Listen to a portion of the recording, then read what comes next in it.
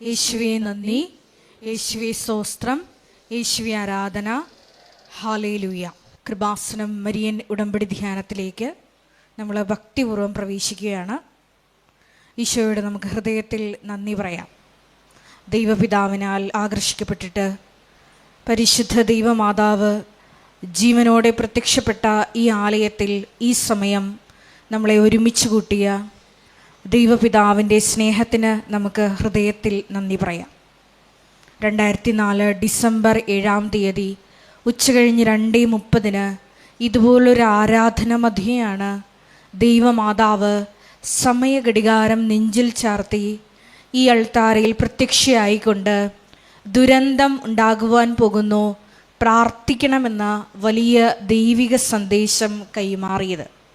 ജീവിതത്തിൻ്റെ വിവിധ ദുരന്ത മുഖങ്ങളിലായിരുന്നു കൊണ്ടാണ് നമ്മളും പരിശുദ്ധ അമ്മ ജീവനോടെ പ്രത്യക്ഷപ്പെട്ട ഈ ആലയത്തിൽ വന്ന് മരിയൻ ഉടമ്പടിയെടുത്ത് പ്രാർത്ഥിച്ചുകൊണ്ട് ദുരന്ത മുഖങ്ങളെ അതിജീവിക്കുവാൻ, ദൈവകരുണ നമ്മുടെ ജീവിതത്തിൽ സ്വന്തമാക്കുവാൻ ആഗ്രഹത്തോടെ പ്രാർത്ഥിച്ച് ഉടമ്പടി നിബന്ധനകൾ പാലിച്ച് മുന്നേറുന്നത്. ഈ ധ്യാനം നയിക്കുവാൻ പോകുന്ന കൃപാസനത്തിൻ്റെ സ്ഥാപക ഡയറക്ടറായ ബഹുമാനപ്പെട്ട VP ജോസഫ് അച്ഛനെ ദൈവപിതാവിൻ്റെ കരങ്ങളിൽ സമർപ്പിച്ച് നമുക്കൊരു നിമിഷം മൗനമായിട്ട് പ്രാർത്ഥിക്കാം. അച്ഛൻ്റെ ആരോഗ്യത്തെ പ്രത്യേകമായിട്ട് സമർപ്പിച്ച് പ്രാർത്ഥിക്കാം. ഏറ്റെടുത്തിരിക്കുന്ന എല്ലാ ശുശ്രൂഷ മേഖലകളെയും പ്രത്യേകമായിട്ട് അൾത്താരയിൽ സമർപ്പിച്ച് പ്രാർത്ഥിക്കാം. ഈശോയെ വരാൻ പോകുന്ന ആരാധന മണിക്കൂറിനെ പ്രത്യേകമായിട്ട് സമർപ്പിച്ച് പ്രാർത്ഥിക്കുന്നു. ഈശോയെ ആരാധനയിലൂടെ നീളം അച്ഛനിലൂടെ നീ തന്നെ ഞങ്ങളോട് സംസാരിക്കണമേ എന്ന് പ്രാർത്ഥിക്കുന്നു. വചനം നൽകണമേ എന്ന് പ്രാർത്ഥിക്കുന്നു. കൃപാസനത്തിൻ്റെ എല്ലാ ശുശ്രൂഷ മേഖലകളെയും നിർമ്മാണ പ്രവർത്തനങ്ങളെയും ഞങ്ങൾ ഒരു നിമിഷം സമർപ്പിച്ച് പ്രാർത്ഥിക്കുന്നു. ഈശോയെ എല്ലാവരിലേക്കും ദൈവിക കൃപ സമൃദ്ധമായി വർഷിക്കുവാൻ ഈ ആരാധനയിലൂടെ കരുണയാകണമേ എന്ന് പ്രാർത്ഥിച്ചുകൊണ്ട് ദിവ്യകാരുണ്യനാഥനെ വരവേറ്റുകൊണ്ട്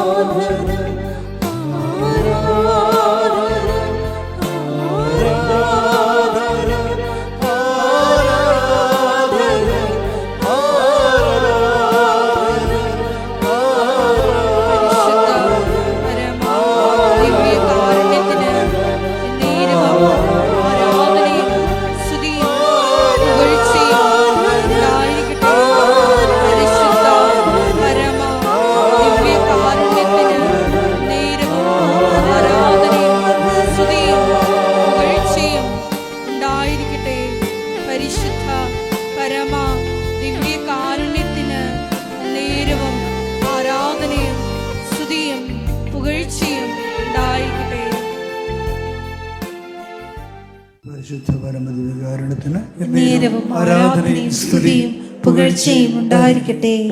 പരിശുദ്ധ പരമദിവ്യകാരുണ്യത്തിന് നേരവും ആരാധനയും സ്തുതിയും പുകഴ്ചയും ഉണ്ടായിരിക്കട്ടെ. പരിശുദ്ധ പരമദിവ്യകാരുണ്യത്തിന് നേരവും ആരാധനയും സ്തുതിയും പുകഴ്ചയും ഉണ്ടായിരിക്കട്ടെ. കൈകള് കാതുകളിൽ വെച്ചുകൊണ്ട് അച്ഛനോട് ചേർന്ന് പ്രാർത്ഥിക്കുക. കർത്താവായ ദൈവമേ, കർത്താവായ ദൈവമേ, എഫ്ഫാത്ത, എഫ്ഫാത്ത, തുറക്കപ്പെടട്ടെ എന്ന കൽപ്പനയാൽ ചെകിടന്റെ കാത് തുറന്നവനെ അങ്ങയുടെ വിശുദ്ധ വചനം കേൾക്കുവാനും ഗ്രഹിക്കുവാനും എന്റെ ആത്മാവിന്റെ ചെവികളെ നീ തുറക്കണമേ. അമ്മേ പരിശുദ്ധമ്മേ, അമ്മയുടെ പ്രത്യക്ഷീകരണത്തിന്റെ സ്വർഗീയ രഹസ്യങ്ങളുടെ സാക്ഷികളാകാൻ ഞങ്ങൾ എടുത്തിരിക്കുന്ന ഉടമ്പടി ജീവിതത്തെ വിശ്വസ്തത പാലിക്കുവാൻ, ഉടമ്പടി ജീവിതത്തോട് വിശ്വസ്തത പാലിക്കുവാൻ ദൈവത്തിന് കൂടെ പ്രവർത്തിക്കാൻ പറ്റിയ ഒരു ഉടമ്പടി പങ്കാളിയായി എന്നെ മാറ്റുന്നതിനെ ഓർത്ത് സ്തുതിക്കുന്നു.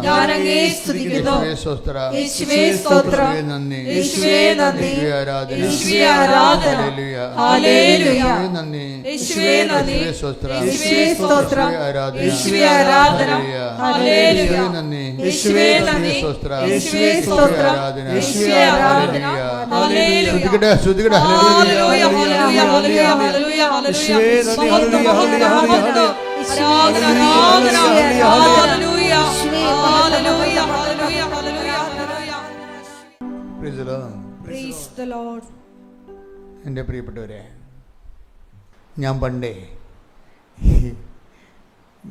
റേഷൻ കടയിൽ നിന്ന് ഗോതമ്പ് വാങ്ങിച്ചിട്ട് റേഷൻ കടയുടെ അടുത്തുള്ള പൊടിപ്പിക്കണ മില്ലിൽ കൊണ്ടുപോകും. അപ്പം മില്ല് തുറന്ന് കാണെങ്കിലേ മിക്കവാറും രാവിലെ ഇത് കഴിഞ്ഞ് സ്കൂളിൽ പോകണം.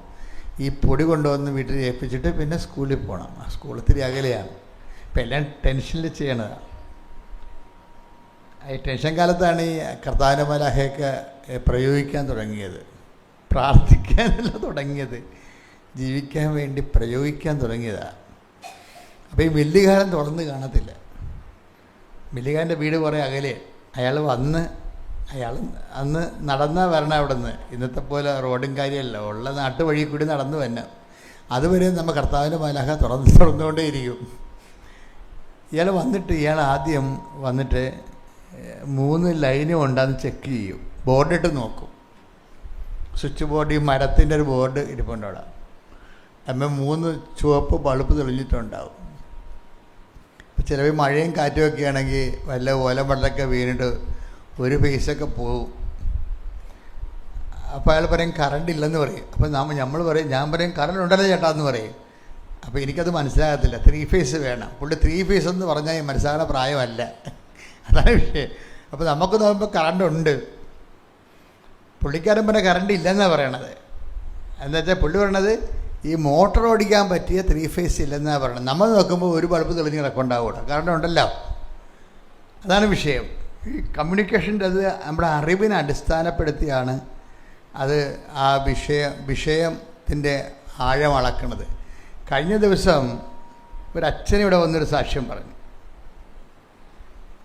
അച്ഛൻ വലിയ നല്ല സാക്ഷ്യമാണ് പറഞ്ഞത്. പക്ഷെ പറഞ്ഞതിൻ്റെ കൂട്ടത്തിൽ ആദ്യം അദ്ദേഹം പറഞ്ഞ് എനിക്ക് എൻ്റെ വിശ്വാസത്തിന് വലിയ ആഴമില്ലായിരുന്നെന്നാണ് പറഞ്ഞത്. അപ്പം ഞാൻ പെട്ടെന്ന് ഓർത്ത് ഈ മില്ലുകാരനാണ് ഓർത്തത്. മില്ലുകാരൻ പറഞ്ഞ പോലെയാണ് പറഞ്ഞത്, കറണ്ട് ഇല്ലെന്നാണ് പറഞ്ഞത്. അച്ഛൻ വിശ്വാസത്തിന് ആഴമില്ലെന്ന് പറഞ്ഞു കഴിഞ്ഞാൽ വിശ്വാസം ഇല്ലെന്നല്ല എൻ്റെ അർത്ഥം. എന്താണ്? അച്ഛന്മാരൊക്കെ ഉദ്ദേശിക്കുന്ന ഒരു വിശ്വാസമുണ്ട്. പ്രവർത്തകരുടെ വിശ്വാസമാണത്. പ്രവർത്തകരുടെ വിശ്വാസം എന്ന് വെച്ച് കഴിഞ്ഞാൽ കർത്താവ് നമുക്കറിയാലേ, ഉടമ്പടിയിൽ നിങ്ങൾക്ക് ഈ ഉടമ്പടിയിൽ വിശ്വാസം, പ്രാരംഭക്കാർക്ക് വിശ്വാസം ഉണ്ടാകും, ഇല്ലെന്നൊന്നും പറയത്തില്ല. വിശ്വാസം ഇല്ലാത്ത കാശ് കടം മേടിച്ച ആൾക്കാർ വരുമോ ഇവിടെ? വിശ്വാസം ഇല്ലാഞ്ഞാണ് വരണത്. വിശ്വാസമുണ്ട്. പക്ഷേ വിശ്വാസത്തിൽ തന്നെ അച്ഛൻ എപ്പോഴും പറയുന്ന വാക്കാണ് സിംഗിൾ ഫേസ് ഉണ്ട്, ത്രിപിൾ ഫേസ് ഉണ്ട്.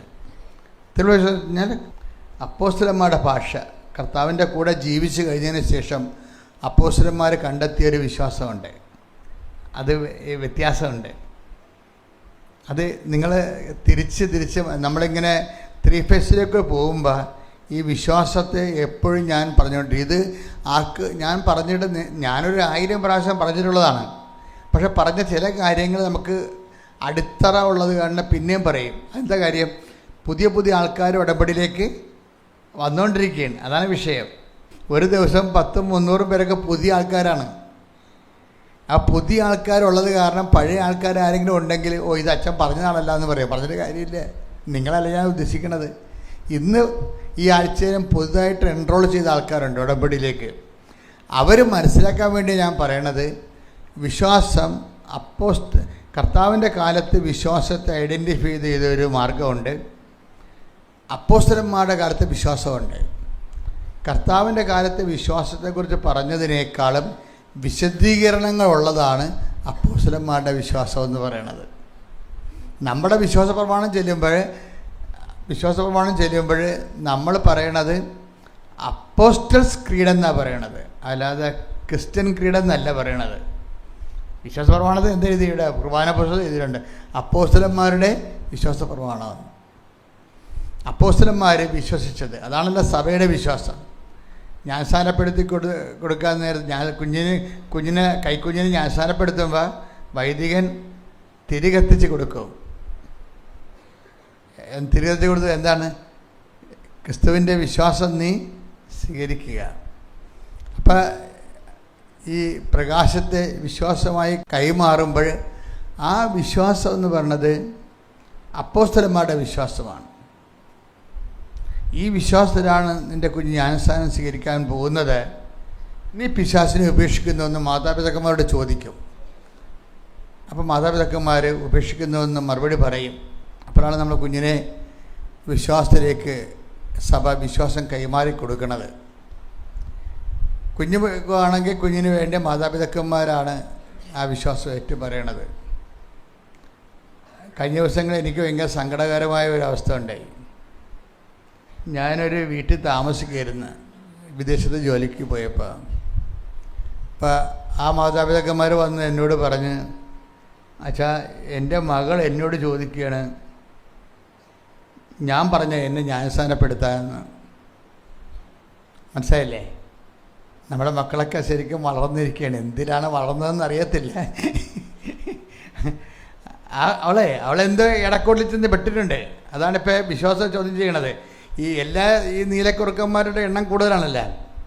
കുറേ കാലത്തേക്ക് 10-16 വയസ്സാകുമ്പോഴൊക്കെ വിശ്വസിച്ചും പ്രാർത്ഥിച്ചും ഇവിടെ വന്ന് തലയിലൊക്കെ തുണിയിട്ടും ഭക്തിയോടെയൊക്കെ നിന്നിട്ട് ഇവളുടെ കണ്ണിൻ്റെ ദുരാശ പരിക്കണ സമയത്ത് ഇവളെവിടെയെങ്കിലും പോയി വിശ്വാസത്തിൻ്റെ അപകടത്തിൽ പോയി ചാടും. വിശ്വാസം ഇല്ലാത്തവനോ നമ്മുടെ എതിരെ വിശ്വാസമുള്ളവനുമായിട്ട് കമ്പനി അടിക്കും.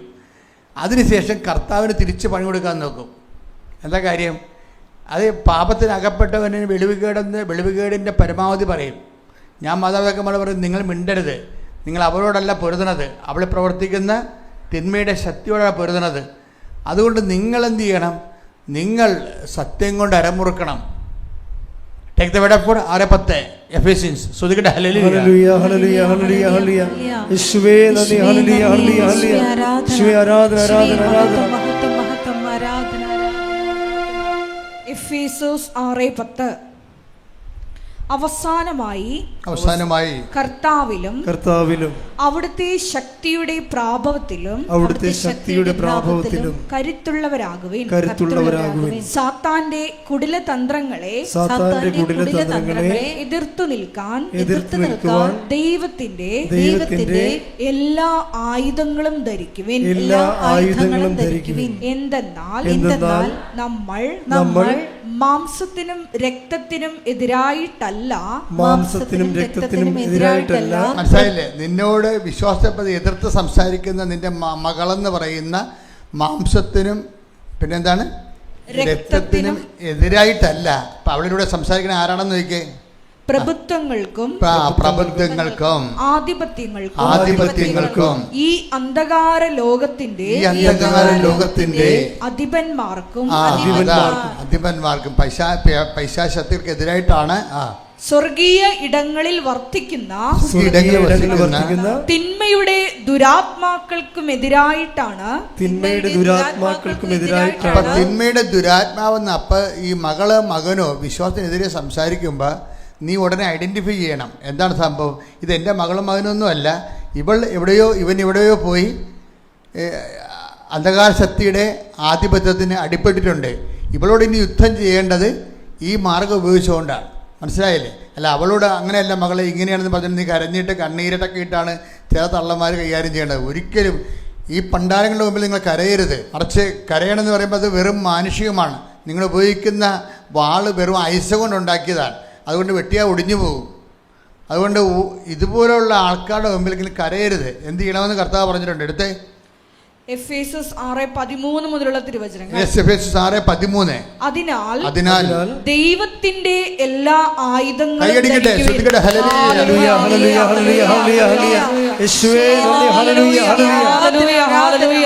മഹത്വം ദൈവത്തിന്റെ എല്ലാ ആയുധങ്ങളും ധരിക്കുവിൻ.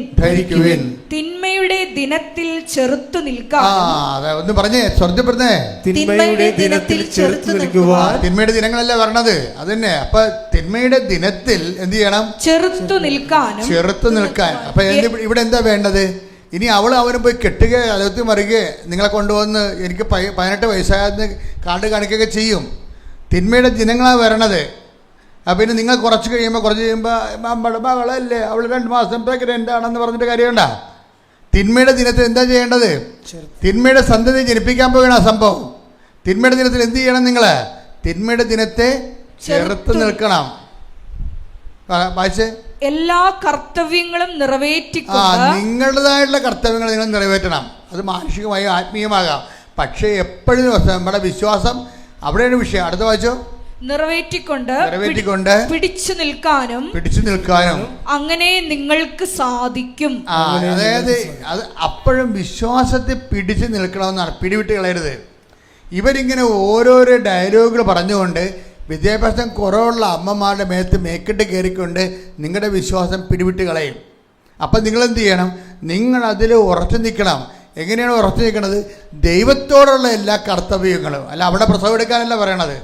ദൈവത്തോടുള്ള നിങ്ങളുടെ വിശ്വാസം. മക്കൾക്ക് നിങ്ങളോട് നിങ്ങളുടെ കുഞ്ഞുങ്ങളെ ന്യാസാനപ്പെടുത്തിയപ്പോഴേ നിങ്ങളോടാണ് ചോദിച്ചത് സഭ. എന്താണ്? നിങ്ങൾ വിശ്വസിക്കുന്നുവോ? നിങ്ങളുടെ വിശ്വാസം. അപ്പോൾ അവർ പറയും ഞങ്ങൾ പറഞ്ഞില്ലല്ലോ ഞങ്ങൾക്ക് വിശ്വാസം തരാൻ, ഞങ്ങൾ പറഞ്ഞില്ലല്ലോ ഞങ്ങളെ ന്യാസാനപ്പെടുത്താൻ ചോദിക്കുമ്പോൾ നിങ്ങൾ പറഞ്ഞിട്ടാണോ നീ കരപ്പം വന്ന് കിടന്നപ്പോൾ നിന്നെ ചികിത്സിച്ചത്? ഉറപ്പല്ലേ അത്? നീ ആശുപത്രി കിടന്ന് ചാകാൻ പോയപ്പോൾ നിന്നോട് ചോദിച്ചിട്ടാണ് നിനക്ക് ഇഞ്ചക്ഷൻ എടുത്തത്? ആർക്കാ ചോദിക്കാൻ പറ്റാത്ത ഇത്? ചോദിക്കണം അത് നിന്നോട്.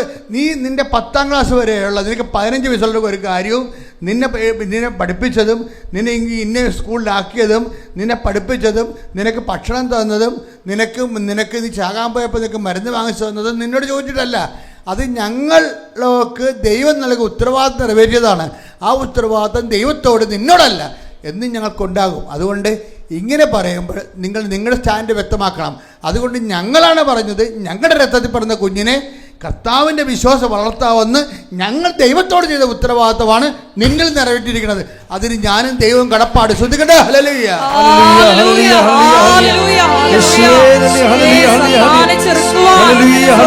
ആയുധങ്ങൾ ധരിക്കുവാൻ ആരാധനയോടെ ഞങ്ങളെ അഭിഷേകം ചെയ്യണമേ. Hallelujah, hallelujah.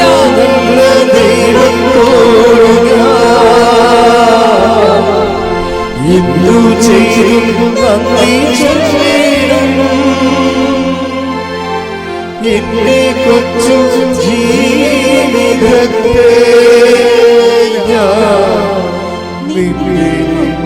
കാഴ്ചയില്ല. ഇത്ര നല്ല ദൈവത്തോട് ഞാൻ എന്തു ചെയ്തു നന്ദി ചൊല്ലിടും എന്റെ കൊച്ചു ജീവിതത്തെ. സന്തോഷത്തോടെ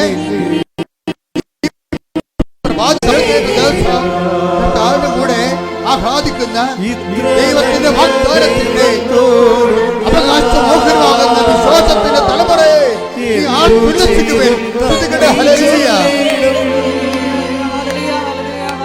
എന്റെ കൊച്ചു ജീവിതത്തെ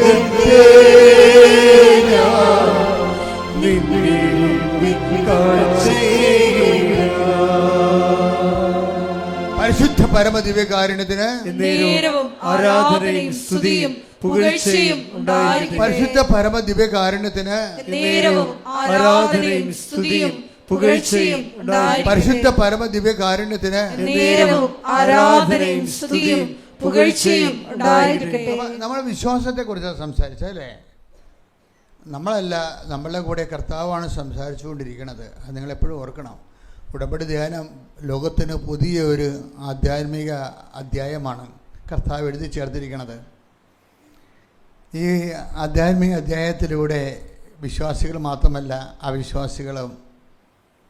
വിശ്വാസികൾ ആഴപ്പെടുകയും അവിശ്വാസികൾ വിശ്വാസം സ്വീകരിക്കുകയും ചെയ്യുന്ന വലിയ സുന്ദരമായ ഒരു സ്വർഗീയ സ്വപ്നം സാക്ഷാത്കരിക്കുകയാണ്. ശ്രദ്ധിക്കട്ടെ. ഹല്ലേലൂയ, ഹല്ലേലൂയ, ഹല്ലേലൂയ, ഹല്ലേലൂയ, ഹല്ലേലൂയ. ദൈവത്തോട്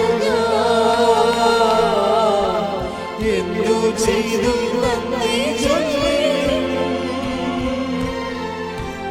എന്റെ കൊച്ചു ജീവിതത്തെ നിന്റെ മുമ്പിൽ കാഴ്ചയേകുക. പരിശുദ്ധ പരമദിവ്യകാരുണ്യത്തിന് നേരവും ആരാധനയും സ്തുതിയും പുകഴ്ചയും ഉണ്ടായിരിക്കട്ടെ. അച്ഛൻ പറഞ്ഞത് എനിക്ക് വിശ്വാസത്തിന് ആഴമില്ലായിരുന്നു എന്നാണ് പറയുന്നത്. അത് അതിൻ്റെ അർത്ഥം എന്ന് വെച്ച് കഴിഞ്ഞാൽ 3 ഫേസുകളിൽ ഹെവി ഡ്യൂട്ടി ചെയ്യാൻ പറ്റിയ വിശ്വാസത്തിലേക്ക് നമുക്ക് വിശ്വാസം അറിയാമല്ലോ. വിശ്വാസം ഒരു വളർച്ചയാണ്. അച്ഛൻ ആദ്യം പറഞ്ഞ പോലെ നമുക്കൊരു കോമൺ ഫെയ്ത്ത് എന്ന് പറയും. കോമൺ ഫെയ്ത്ത് കഴിഞ്ഞ ആഴ്ചയിൽ പറഞ്ഞതാണ്. പിന്നെ എന്താണ് ഗ്രേറ്റ് ഫെയ്ത്ത്? അതെന്താണ് വലിയ വിശ്വാസം. കോമൺ ഫെയ്ത്ത് എന്ന് പറയുന്നത്. പിന്നെ നെഗറ്റീവ് ഫെയ്ത്ത് ഉണ്ട്. അതിലെ ഈശോ ഉപയോഗിച്ചിരുന്ന വിശ്വാസത്തിൻ്റെ ഓരോ നിലവാരങ്ങളാണ്. നമ്മളെപ്പോഴും നോക്കേണ്ടത് ഈ വിശ്വാസത്തിൻ്റെ സ്റ്റേജുകളില്ലേ. അല്പവിശ്വാസി, സംശയിച്ചത് എന്തിന്, അല്ലേ? അതാണ് കോമൺ ഫെയ്ത്ത് എന്ന് അച്ഛൻ വിളിക്കുന്നത്. ആ വാക്ക് എടുത്ത മോനെ. അല്പവിശ്വാസി, സംശയിച്ചത് എന്തിന്. മത്തായി 14:31. ഉടനെ യേശു കൈനീട്ടി അവനെ പിടിച്ചുകൊണ്ട് പറഞ്ഞു, അല്പവിശ്വാസി, നീ സംശയിച്ചതെന്ത്? മുങ്ങി ആദ്യം വിശ്വാസം ഉണ്ടായിരുന്ന ആളാണ്. ആദ്യം വിശ്വാസം ഉണ്ടായിരുന്നത് കൊണ്ടാണല്ലോ ഈ പത്രോസ് പറഞ്ഞത് കർത്താവിനെ കടലിൽ കണ്ടുമുട്ടുന്ന കാലമാണിത്. കർത്താവിന് നമുക്ക് കരയ്ക്കും കണ്ടുമുട്ടാം, കടലിലും കണ്ടുമുട്ടാം. ഇപ്പം കടലിൽ കണ്ടുമുട്ടുമ്പോൾ നമ്മുടെ ക്ലേശങ്ങളിലും കണ്ടുമുട്ടാം. ക്ലേശകാലമല്ലാത്ത സമയത്തും കർത്താവിനെ കണ്ടുമുട്ടാം. ക്ലേശങ്ങളിൽ കർത്താവിനെ കണ്ടുമുട്ടുന്ന മനുഷ്യൻ്റെ പ്രതീകമാണ് കടലിൽ കർത്താവിനെ കണ്ടുമുട്ടിയ പത്രോസിൻ്റെ ആ ഒരു സ്റ്റേജ്. അപ്പോൾ കടലിൽ കർത്താവിനെ കണ്ടുമുട്ടിയപ്പോൾ നടുക്ക് തിരകളുണ്ട്, തിരക്ക് താഴെ ആഴങ്ങളുണ്ട്. എങ്കിലും ഭയങ്കരമായൊരു മോഹം നമ്മളിലുണ്ടാവും. എന്താണ്? കർത്താവേ, തിരമാലകൾക്ക് മീതെ നിൻ്റെ അടുത്തേക്ക് വരാൻ എനിക്ക് ആഗ്രഹമുണ്ട്. എല്ലാവർക്കും തോന്നിയില്ലല്ലോ അത്. എൻ്റെ വിശ്വാസം ആഴപ്പെടണമെന്ന് എല്ലാവർക്കും തോന്നിയില്ല. അവിടെ യോഹന്നാനുണ്ട്, അന്ത്രയോസൊക്കെ ഉണ്ട്, കുറേ കക്ഷികളുണ്ട്. പക്ഷേ ഈ ഒരു പരീക്ഷണത്തിന് മുതിർന്നത് ആരാണ്? പത്രോസാണ്. ഈ പത്രോസിൻ്റെ ഒരു വിശ്വാസത്തിൻ്റെ ഈ പരീക്ഷണത്തിലുള്ള ഒരു എന്താണ് ഒരു ത്രൈവ് ആന്തരികമായ ഒരു ത്വര നമ്മൾ എപ്പോഴും സൂക്ഷിക്കണം. കർത്താവിനെ കാണുമ്പോൾ അത് കർത്താവല്ലേ, കർത്താവിനതൊക്കെ സാധിക്കും എന്നല്ലേ ആൾക്കാർ പറയണത്. ഞാൻ കർത്താവിലല്ല, അങ്ങനെയല്ല പറയേണ്ടത്.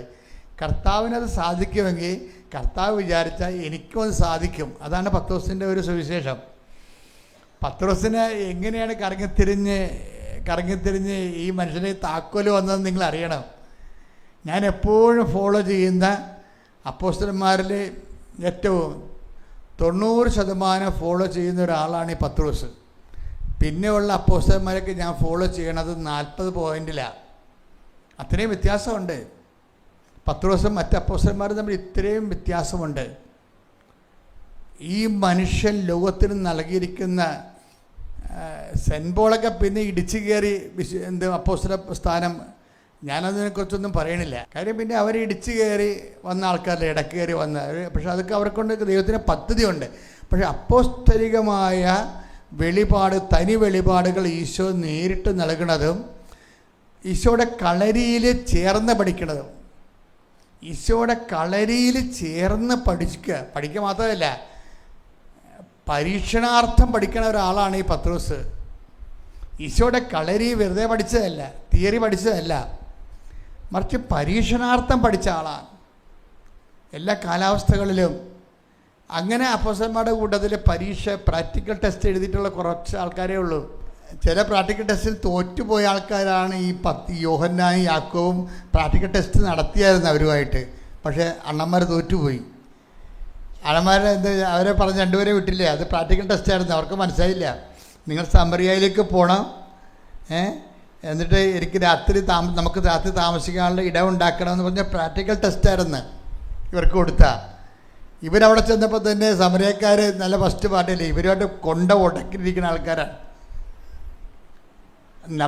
നബൂഖദ്നേസറിൻ്റെ കാലത്ത് ഇവിടുന്ന് കുറേ ആൾക്കാരെ പിടിച്ചുകൊണ്ട് പോയി, യഹൂദന്മാരെ, വക്കീലന്മാരെ, എൻജിനീയർമാരെ, ഡോക്ടർമാരൊക്കെ പിടിച്ചുകൊണ്ട് പോയി യുദ്ധത്തിൽ. എന്നിട്ട് അതിന് പകരം കൊണ്ടുവന്ന് ഫാർമേഴ്സിനെ അവിടെ താമസിപ്പിച്ച്, അവിടുത്തെ വിജാതീയരുടെ അവരുടെ സങ്കരവർഗമാണ് ഇത് ഈ സമറിയയിലുള്ളത്. അപ്പോൾ ഇവർക്ക് പരദൈവ വിശ്വാസം ഉള്ളതായതുകൊണ്ട് ഈ യഹൂദന്മാരുമായിട്ട് ഇവന്മാർ തമ്മിൽ കണ്ട അടിക്കണ വിശ്വാസമാണ്, അങ്ങോട്ടും ഇങ്ങോട്ടും വിടത്തില്ല. ഈ പാർട്ടിയുടെ സ്ഥലത്തേക്കാണ് ഇവരെ സന്ധ്യയ്ക്ക് പറഞ്ഞു വിടണത്. നിങ്ങൾ പോയി എനിക്ക് ഇവരുടെ ഈ ശത്രുപാളയത്തിൽ രാത്രിത്തെ ഉറക്കത്തിനുള്ള ക്രമീകരണം നമുക്ക് ചെയ്യണമെന്ന്. അത് പ്രാക്ടിക്കൽ ടെസ്റ്റാണ്. ശത്രുവിൻ്റെ അടുത്തേക്ക് നമ്മൾ പറഞ്ഞു വിടുകയാണത്. അപ്പോൾ അവരെ ചെന്നപ്പോൾ തന്നെ ഇവർ പാട്ടും പാടി മധ്യസ്ഥ പ്രാർത്ഥനയൊന്നും ഇല്ലാതെ പ്രാർത്ഥിക്കാതെ അവരെ കൊണ്ട് ആ സമരക്കാർക്ക് വേണ്ടി പ്രാർത്ഥിച്ചാൽ മതിയായിരുന്നു. നമ്മൾ പോണത് മോശം സ്ഥലത്തേക്കാണ്, നമ്മളൊന്ന് വിശുദ്ധീകരിച്ച് പ്രാർത്ഥിച്ച് ഒരുങ്ങണം എന്നൊക്കെ പറഞ്ഞ് ഇവരൊന്ന് കൈ നീട്ടി പ്രാർത്ഥിച്ചിരുന്നു. ഇവർ പാട്ടും പാടി കഥയും പറഞ്ഞ് പോയതാണ് കുഴപ്പമായത്. നിങ്ങൾ ഒരു ശത്രുവിൻ്റെ അടുത്ത് നിങ്ങൾക്ക് പരിചയമില്ലാത്ത സ്ഥലത്ത് പോകുമ്പോൾ നിങ്ങൾ സ്വയം ആരും പ്രാർത്ഥിക്കാനില്ലെങ്കിൽ നിങ്ങൾ ജപമാല എടുത്ത് പ്രാർത്ഥിച്ചിട്ട് വേണം പോകാൻ. ഒരു പ്രശ്നവുമില്ല, നല്ല സ്വച്ഛവും സമാധാനമായ അന്തരീക്ഷമാണ് എൻ്റെ ജീവിതത്തിലെങ്കിലും. ഞാൻ ഒരു ദിവസം വരുമ്പോൾ ചില സമയത്ത് പ്രക്ഷുബ്ധമാണ്, പല സ്ഥലങ്ങളിൽ പല വിഷയങ്ങളും നിങ്ങളുമായിട്ടുള്ള ഇൻട്രാക്ഷനും പുറത്തുള്ള എൻ്റെ ജോലിയും കൂടി ഞാൻ ഭയങ്കര ഫെഡപ്പാവും. അപ്പം നല്ല കോളുകളൊക്കെ ഉള്ള ദിവസങ്ങളുണ്ടാകും. അന്ന് ഞാൻ പ്രാർത്ഥിക്കുന്നത് പോലെ തന്നെ വളരെ സമാധാന അന്തരീക്ഷത്തിൽ ഞാൻ എഴുന്നേറ്റ് വരും. അന്നൊരു പ്രശ്നവുമില്ല, ശാന്തമാണ്. എങ്കിലും ഞാൻ ഈ പോകുന്ന അത് ഞാൻ എന്നിൽ നിന്ന് പഠിച്ചിട്ടാണ് നിങ്ങൾക്ക് തരണത്. നിങ്ങളെ പോകുന്ന റൂട്ടുകൾ ഞാൻ രാവിലെ പ്രാർത്ഥിക്കണില്ലേ, നിങ്ങളുടെ രേഖകൾ ഞാൻ പ്രാർത്ഥിക്കുന്നുണ്ട് രാവിലെ, പ്രമാണങ്ങൾ, പിന്നെ ഭൂമി തരം മാറ്റണത്, അതിർത്തി തർക്കങ്ങൾ, ചിലപ്പോൾ ആൾ വരെ ചാകണതാണ് ഈ അതിർത്തി തർക്കം. ഇന്ന് വരെയുള്ള അതിർത്തി തർക്കം നോക്കിക്കഴിഞ്ഞാൽ പലരും വെടിവെച്ചും വെട്ടിയും കുത്തിച്ച് ചാകണ സ്ഥലമാണ് അതിർത്തി എന്ന് പറയണത്. അതിർത്തി പോകുമ്പോൾ തന്നെ നമ്മൾ ശരിക്കും ശ്രദ്ധിക്കണം. ഏത് സമയത്തും ദുരാത്മാവ് പ്രവർത്തിക്കാം. അതിർത്തിക്ക് തർക്കം ഉണ്ടാക്കുമ്പോൾ തന്നെ ഒരു പിടി മണ്ണ് കൂടുതൽ വേണമെന്ന് ആഗ്രഹിക്കുന്ന ദുരാത്മാവായിരിക്കും അപ്പുറത്ത് നിൽക്കണത്. അത് നിങ്ങളുടെ ചാച്ചൻ്റെ അനിയനാണെന്ന് പറഞ്ഞൊരു കാര്യമില്ല, അവൻ ദുരാത്മാവാണ്. മനസ്സിലായില്ല? അത് മനസ്സിലാക്കണം നിങ്ങളെ. അല്ലാതെ നിങ്ങൾ ഓരോരുത്തർ വെള്ളം ചേർത്ത് കുടിക്കണ പോലെ അല്ല സംഭവം. മറിച്ച് ഇതിനെല്ലാം വിവേചിച്ച് മനസ്സിലാക്കണം. അതുകൊണ്ട് കുറച്ച് വാക്ക് ഉപയോഗിക്കണം, കൂടുതൽ പ്രാർത്ഥിക്കണം, കർത്താവ് കൂടെ പ്രവർത്തിക്കണം എന്ന് പറഞ്ഞ് കുറച്ച് വാക്ക് ഉപയോഗിക്കണം, കൂടുതൽ പ്രാർത്ഥിക്കണം, കർത്താവ് കൂടെ പ്രവർത്തിക്കണം. 3 നോട്ട് അച്ഛൻ്റെ കൂടെ ഇപ്പോൾ ഈശോ വെളിപ്പെടുത്തിയിട്ടുണ്ട്. ക്രൈസിസ് പോയിന്റുകൾ കൈകാര്യം ചെയ്യുമ്പോൾ ശ്രദ്ധിക്കേണ്ട കാര്യങ്ങളാണ് 3 പോയിന്റ്. എന്താണ്? കുറച്ച് വാക്ക് ഉപയോഗിക്കണം, കൂടുതൽ പ്രാർത്ഥിക്കണം, കർത്താവ് കൂടെ പ്രവർത്തിക്കണം. ഈ ഉടമ്പടി എടുക്കണ എന്തിനാണെന്ന് ചോദിച്ചാൽ ഒറ്റ വാക്യം അതിന് മറുപടിയുള്ളൂ. എന്താണ് ഉടമ്പടി എടുക്കണ എന്തിനാണ് എന്ന് ചോദിച്ചു കഴിഞ്ഞാൽ നമ്മളെന്ത് പറയും? കർത്താവ് കൂടെ പ്രവർത്തിക്കാൻ. അത്രേ ഉള്ളൂ. അതെവിടെ നിന്നുള്ളതാണ് ഉടമ്പടി? അത് എപ്പോഴും ഞാൻ പറയണതാണത്. നിങ്ങളത് പുതിയ ആൾക്കാർ ഓർത്തിരിക്കാൻ പറയണം. എന്തിനാണ് ഉടമ്പടി എടുക്കണമെന്ന് നിങ്ങളോട് ചോദിച്ചാൽ നിങ്ങൾ ഉടനെ പറയണം. എന്തിനാണ് പറയണത്? കർത്താവ്. നിങ്ങൾ ചാടിക്കയറി IELTS പാസ്സാകാനാണെന്ന് പറയരുത്. നിങ്ങൾ ചാടിക്കയറി വസ്തു വിൽക്കാനാണ്, ജപ്തി മാറാനാണെന്ന് പറയരുത്. അപ്പം അതുകൊണ്ട് നിങ്ങളുടെ ഉടമ്പടിയുടെ എത്ര ദൈവം അനുഗ്രഹിച്ചാലും നിങ്ങൾ അനുഗ്രഹത്തെ ജപ്തി നടപടിയുമായിട്ട് കണക്ട് ചെയ്ത് സംസാരിക്കത്തുള്ളൂ. മനസ്സിലായില്ലേ? കർത്താവ് എത്രമണ്ട് നിങ്ങൾ അനുഗ്രഹിച്ചാലും നിങ്ങളുടെ കയ്യിരിക്കണം. ഇപ്പം നിങ്ങൾക്ക് ഇപ്പോൾ പെരുന്നാൾ വന്ന്, മുസ്ലിം സഹോദരങ്ങളുടെ പെരുന്നാൾ വന്ന്, അപ്പോൾ എന്തൊക്കെ കുറേ സൗജന്യ രക്ഷ കൊടുത്തെന്നാണ് പറയണത്. എന്തോ സൗജന്യം കൊടുത്തെന്നൊക്കെയാണ് ഞാൻ കേട്ടത്. പക്ഷേ എന്താ ഇപ്പം നിങ്ങളുടെ 10 കിലോ അരിയെന്ന് പറയാം, ഓണത്തിനൊക്കെ 10 കിലോ അരി സൗജന്യം ഉണ്ട്. അപ്പം നിങ്ങൾ അറിഞ്ഞത് അവസാനമാണ്. റേഷൻ കട അടുത്തായതുകൊണ്ട് സൗജന്യത്തിന് 10 കിലോ അരി കഴിയുമ്പോൾ നിങ്ങൾ നോക്കുമ്പോൾ 2 കിലോ അരിയുടെ സഞ്ചിയെ നിങ്ങളുടെ കയ്യിലുള്ളു. അതെന്ത് ചെയ്യപ്പോൾ മനസ്സിലായില്ലേ? 10 കിലോ അരി സൗജന്യമുണ്ട്. ഇന്ന് കൊണ്ട് തീരാൻ പോവുകയാണ്. നിങ്ങളവിടെ എത്തി. ഇനി വീട്ടിൽ പോകാനോ സഞ്ചി കിട്ടാനോ ഒരു പാത്രം കിട്ടാൻ മാർഗ്ഗമില്ല. നിങ്ങൾ ഇതിനെ തന്നേക്കാൻ പറഞ്ഞ് കൊടുത്താൽ 10 കിലോ ഉണ്ട്. പക്ഷേ നിങ്ങൾക്ക് കിട്ടണ എത്രയാണ്? 2 കിലോ. നീട്ടണ പാത്രം വെച്ചേ കിട്ടത്തുള്ളൂ. എത്ര അനുവദിച്ചാലും നമ്മുടെ കയ്യിൽ കിട്ടണത് നമ്മുടെ പാത്രം വെച്ചേ കിട്ടത്തുള്ളൂ. അത് എപ്പോഴും കൊണ്ട് ഇപ്പം നിങ്ങൾ ജപ്തി നടപടി എന്ന് പറഞ്ഞാൽ 20 പൗണ്ട് അല്ലെങ്കിൽ 20 ടൺ ഉടമ്പടി അനുഗ്രഹം ഉണ്ടെങ്കിൽ നിങ്ങൾ ജപ്തി നടപടിയുടെ ചിലപ്പോൾ 2 പൗണ്ടേ ഉണ്ടാകത്തുള്ളൂ. അത് നടന്നു കഴിഞ്ഞാൽ നിങ്ങൾ ആ 2 പൗണ്ട് ഇതിനെ പരിമിതപ്പെടുത്തുകയും, മനസ്സിലായില്ലേ? അതുകൊണ്ട് അച്ഛൻ നിങ്ങൾ പറഞ്ഞു തന്നിരിക്കുന്നത് ഒരിക്കൽ നിയോഗം വെച്ച് കർത്താവിനെ നീട്ടം അളക്കരുത്. നിങ്ങളുടെ നിയോഗം വെച്ചിട്ട് കർത്താവിനെ അളക്കരുത്. അതാണ് ഈ ആൾക്കാർ പറയണത്. നമ്മൾ അതിനേക്കാൾ ഇരട്ടി നമുക്ക് കിട്ടിയിട്ടുണ്ടാവും. അതിന് ഇരട്ടി കിട്ടിയ മാക്സിമം കിട്ടാവുന്ന എന്താണ്? കർത്താവ് കൂടെ പ്രവർത്തിക്കുന്നതാണ്. എന്തിനാണ് ഉടമ്പടി എടുക്കുന്നത് ചോദിക്കുമ്പോൾ എന്ത് പറയണം? എന്നെ ഇട്ടച്ചും പോയ ഭാര്യ തിരിച്ചു വരാനാണെന്ന് പറയരുത്. അതാണ് കുഴപ്പം. അവളെന്തോ പ്രശ്നം ഉണ്ടായ പിജാതിക്കാരി കൊച്ചിനെ കൊണ്ട് പോയതാണ്. അവളല്ല, അവളുടെ തള്ളനെ വരുത്താൻ നമുക്ക് പറ്റും. എന്താ കാര്യം? നമ്മുടെ കൈ കർത്താവിൻ്റെ ആയുധം ഉണ്ടെങ്കിൽ. കാര്യം ദുരാത്മാവാണ് ഇട്ടച്ചും പോയത്, തള്ളയുടെ സ്ക്രൂ കൊണ്ടാണ് പോയെങ്കിൽ അവൾക്ക് അവിടെ ഇരിക്കപ്പെടുത്തി ഉണ്ടാകത്തില്ല. നീ അവൾ വരാത്തതിനെക്കുറിച്ചല്ല ചിന്തിക്കേണ്ടത്, കർത്താവ് കൂടെ പ്രവർത്തിക്കാത്തതിനെക്കുറിച്ച് ചിന്തിക്കണം. ഇവിടെ പല ഭർത്താക്കന്മാർക്കും ഭാര്യമാർക്കും പറയണ ഇതാണ്, അയ്യോ അയാളെ വിളിക്കലില്ല, ഫോണെടുത്ത് വെക്കും, മിസ് കോൾ ഉണ്ടാ, ഫോണെടുത്ത് മിസ് കോൾ ഉണ്ടാ. മനസ്സിലായി? ആൾക്കാർ വഴക്കിട്ടിരിക്കുമ്പോൾ എന്താ ചെയ്യേണ്ടത്? നമ്മൾ വിളിക്കത്തില്ല, നമ്മളിങ്ങനെ കൈ ശോഷിച്ച ആളുണ്ടല്ല, നമ്മൾ മൊബൈൽ എടുക്കത്തില്ല. ഞാൻ കുറഞ്ഞു പോകത്തില്ല, ഞാൻ എടുക്കത്തില്ല. അതുകൊണ്ട് ഇടയ്ക്കിടയ്ക്ക് ഇങ്ങനെ നോക്കും, മിസ് കോൾ ഉണ്ടാ നോക്കൂ. അവർ വിളിക്കണമെന്നാണ് ഇവർ പറയണത്. എന്ത് പണ്ടാരാണ് നീ? അതായത് ഇതിൻ്റെ വിഷയമെന്ന് പറഞ്ഞാൽ എപ്പോഴും നമ്മൾ ശ്രദ്ധിക്കേണ്ടത് ഉടമ്പടി റിവേഴ്സ് ഗിയറിലാണ് വർക്ക് ചെയ്യണത്. ഇത് പുറകോട്ട് പോകുമ്പോഴും മുമ്പോട്ട് തന്നെയാണ് പോണത്. ഇത് പുറകോട്ട് പോകും. ഇപ്പോൾ പുറകോട്ട് പോകുന്ന വിമാനം ഉണ്ടല്ലോ, ഇപ്പോൾ ഒരു വിമാനം കണ്ടുപിടിച്ചില്ല, അത് പുറകോട്ട് പോകും. ആകാശത്ത് തന്നെ നിന്നുകൊണ്ട് നേരെ പുറകോട്ട് പോകും. എന്നുവെച്ചാൽ ഒരു മിസൈൽ ഇങ്ങനെ വന്ന് പോയി കഴിഞ്ഞാൽ, മിസൈൽ വരുന്നുണ്ടെന്ന് വെച്ച് കഴിഞ്ഞാൽ ഈ വിമാനം മുമ്പോട്ട് പോയാലേ കൊള്ളത്തുള്ളൂ, അതിന് പുറകോട്ട് പോകും. അപ്പോൾ പുറകോട്ട് പോകുന്നത് സംരക്ഷണമാണ്. ഇന്നത്തെ കാലത്ത് ശാസ്ത്രീയം കൊണ്ടുപോയിരിക്കുന്നത് നമ്മൾ പുറകോട്ട് എടുക്കുന്നതും ബാക്ക്വേർഡ് എടുക്കുന്നതും റിവേഴ്സ് എടുക്കുന്നതും സംരക്ഷണമാണ്. അതുകൊണ്ട് ചില സമയത്ത് നമ്മളൊന്ന് എളിമപ്പെട്ട് കൊടുക്കണം. അപ്പോൾ ഇതെല്ലാം ആരുടെ പേരിലായിരിക്കണം? ഒറ്റ ഉദ്ദേശത്തിലായിരിക്കണം.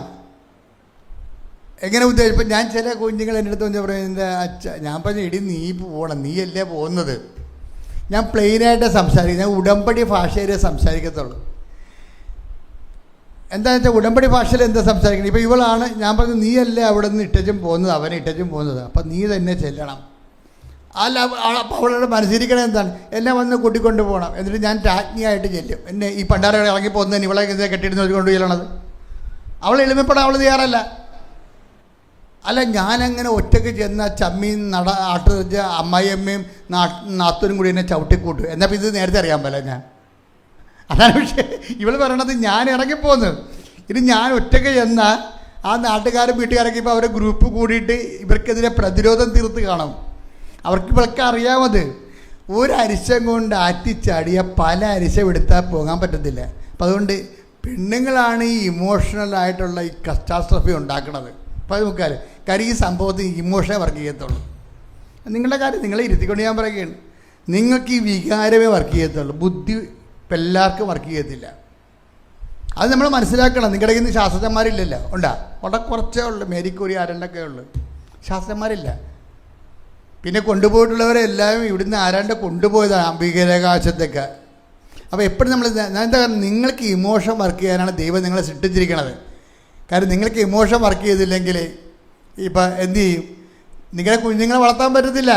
അതാണ് വിഷയം.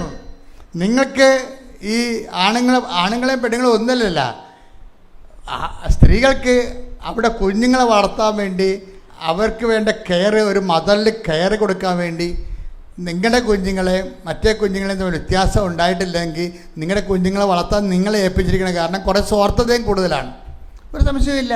കാര്യം നിങ്ങൾക്ക് എല്ലാവർക്കും ഇപ്പം നിങ്ങൾക്ക് തന്ന കുഞ്ഞ് വളർന്നില്ല എന്നാണ് ദൈവം നിങ്ങളോട് ചോദിക്കത്തുള്ളൂ. നിൻ്റെ കുഞ്ഞ് എന്തേ? അത് പല കുഞ്ഞുങ്ങളുണ്ടായിരുന്ന കാരണം എല്ലാവർക്കും കൊടുത്തപ്പോൾ ഇങ്ങനെയായി പോയെന്നൊരു കാര്യമില്ല. നിൻ്റെ കുഞ്ഞിനെ വളർത്താൻ നീ പെറ്റിട്ടുണ്ടെങ്കിൽ നിൻ്റെ കുഞ്ഞിനെ വളർത്താനുള്ള ഉത്തരവാദിത്വം നിനക്കുണ്ട്, ഇല്ലേ? അതിൻ്റെ സ്വാർത്ഥതയോ ഉണ്ട്, ഇത്തിരി അതുണ്ടാകും. ഈ സ്വാർത്ഥത എടുത്ത് വേറെ മീൻ വെട്ടാനുള്ള കത്തി എടുത്ത് നാട്ടുകാരെ കുത്താൻ പോകുമ്പോഴാണ് കുഴപ്പമുണ്ടാകണത്. നിങ്ങൾക്ക് സ്വാർത്ഥത വേണം, അമ്മമാർക്ക് സ്വാർത്ഥത വേണം. നമുക്ക് കത്തി വേണം വീട്ടിൽ, അത് മീൻ വെട്ടാനും പച്ചക്കറി അരിയാനുമാണ്. നാട്ടുകാരെ കുത്തുമ്പോൾ ചിലപ്പോൾ ആ കത്തുപോയെന്ന് വരും.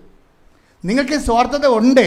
ഈ സ്വാർത്ഥത എടുത്തിട്ട് മറ്റുള്ളവരുടെ മേക്കെട്ട് കയറാനും ആൾ കളിക്കാനും അധികാരം സ്ഥാപിക്കാനും വേണ്ടി ഉപയോഗിക്കുമ്പോൾ കർത്താവ് കൂടെ പ്രവർത്തിക്കത്തില്ല.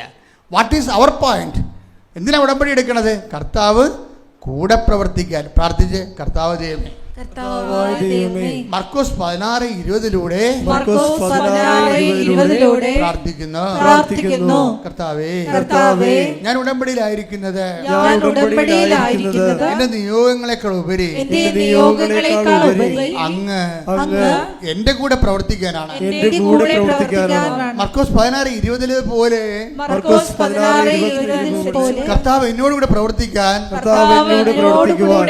കർത്താവിന് പ്രവർത്തിക്കാൻ പറ്റിയ എന്നെ പരുവപ്പെടുത്തി എടുക്കണമേ. ശ്രദ്ധിക്കണേ.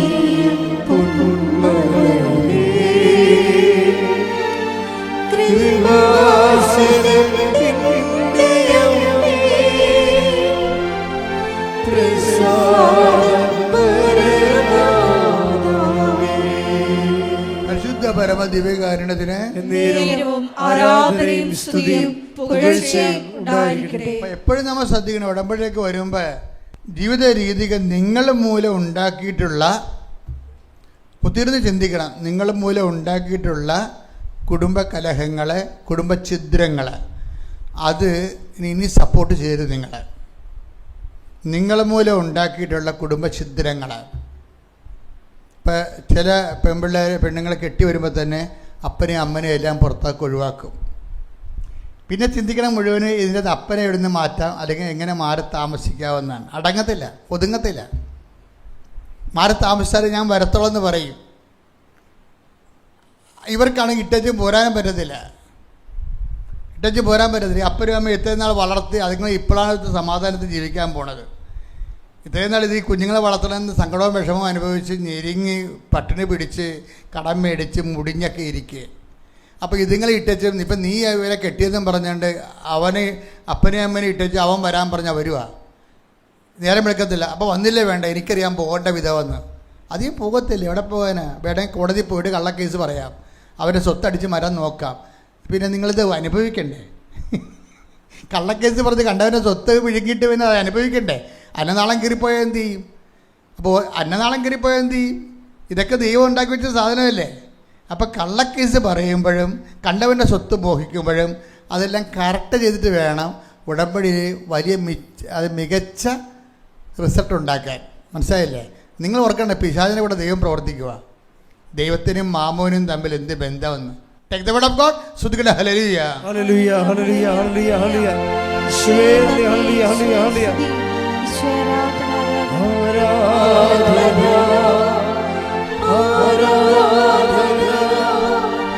Yeshuve aradhana. Aradhana. Aradhana.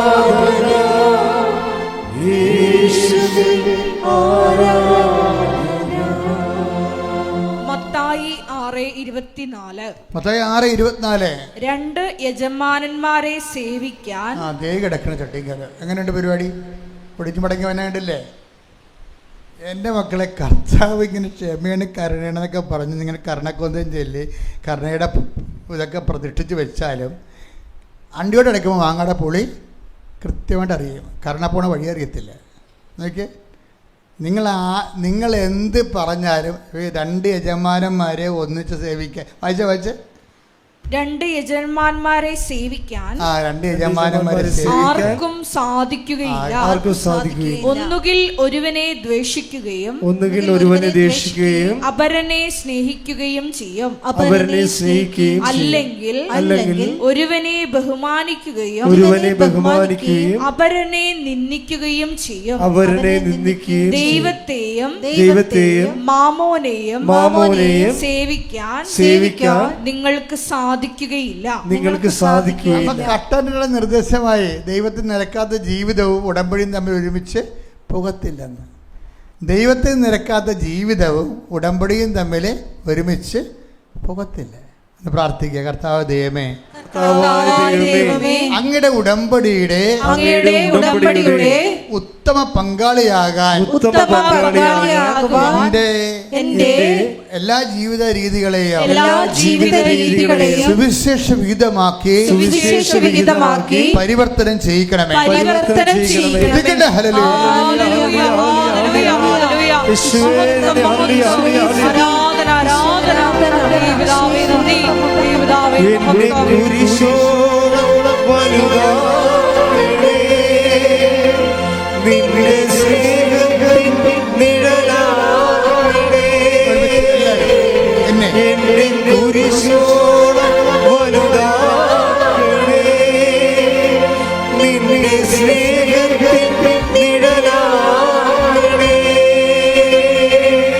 പരിശുദ്ധ പരമദിവ്യകാരുണ്യത്തിന്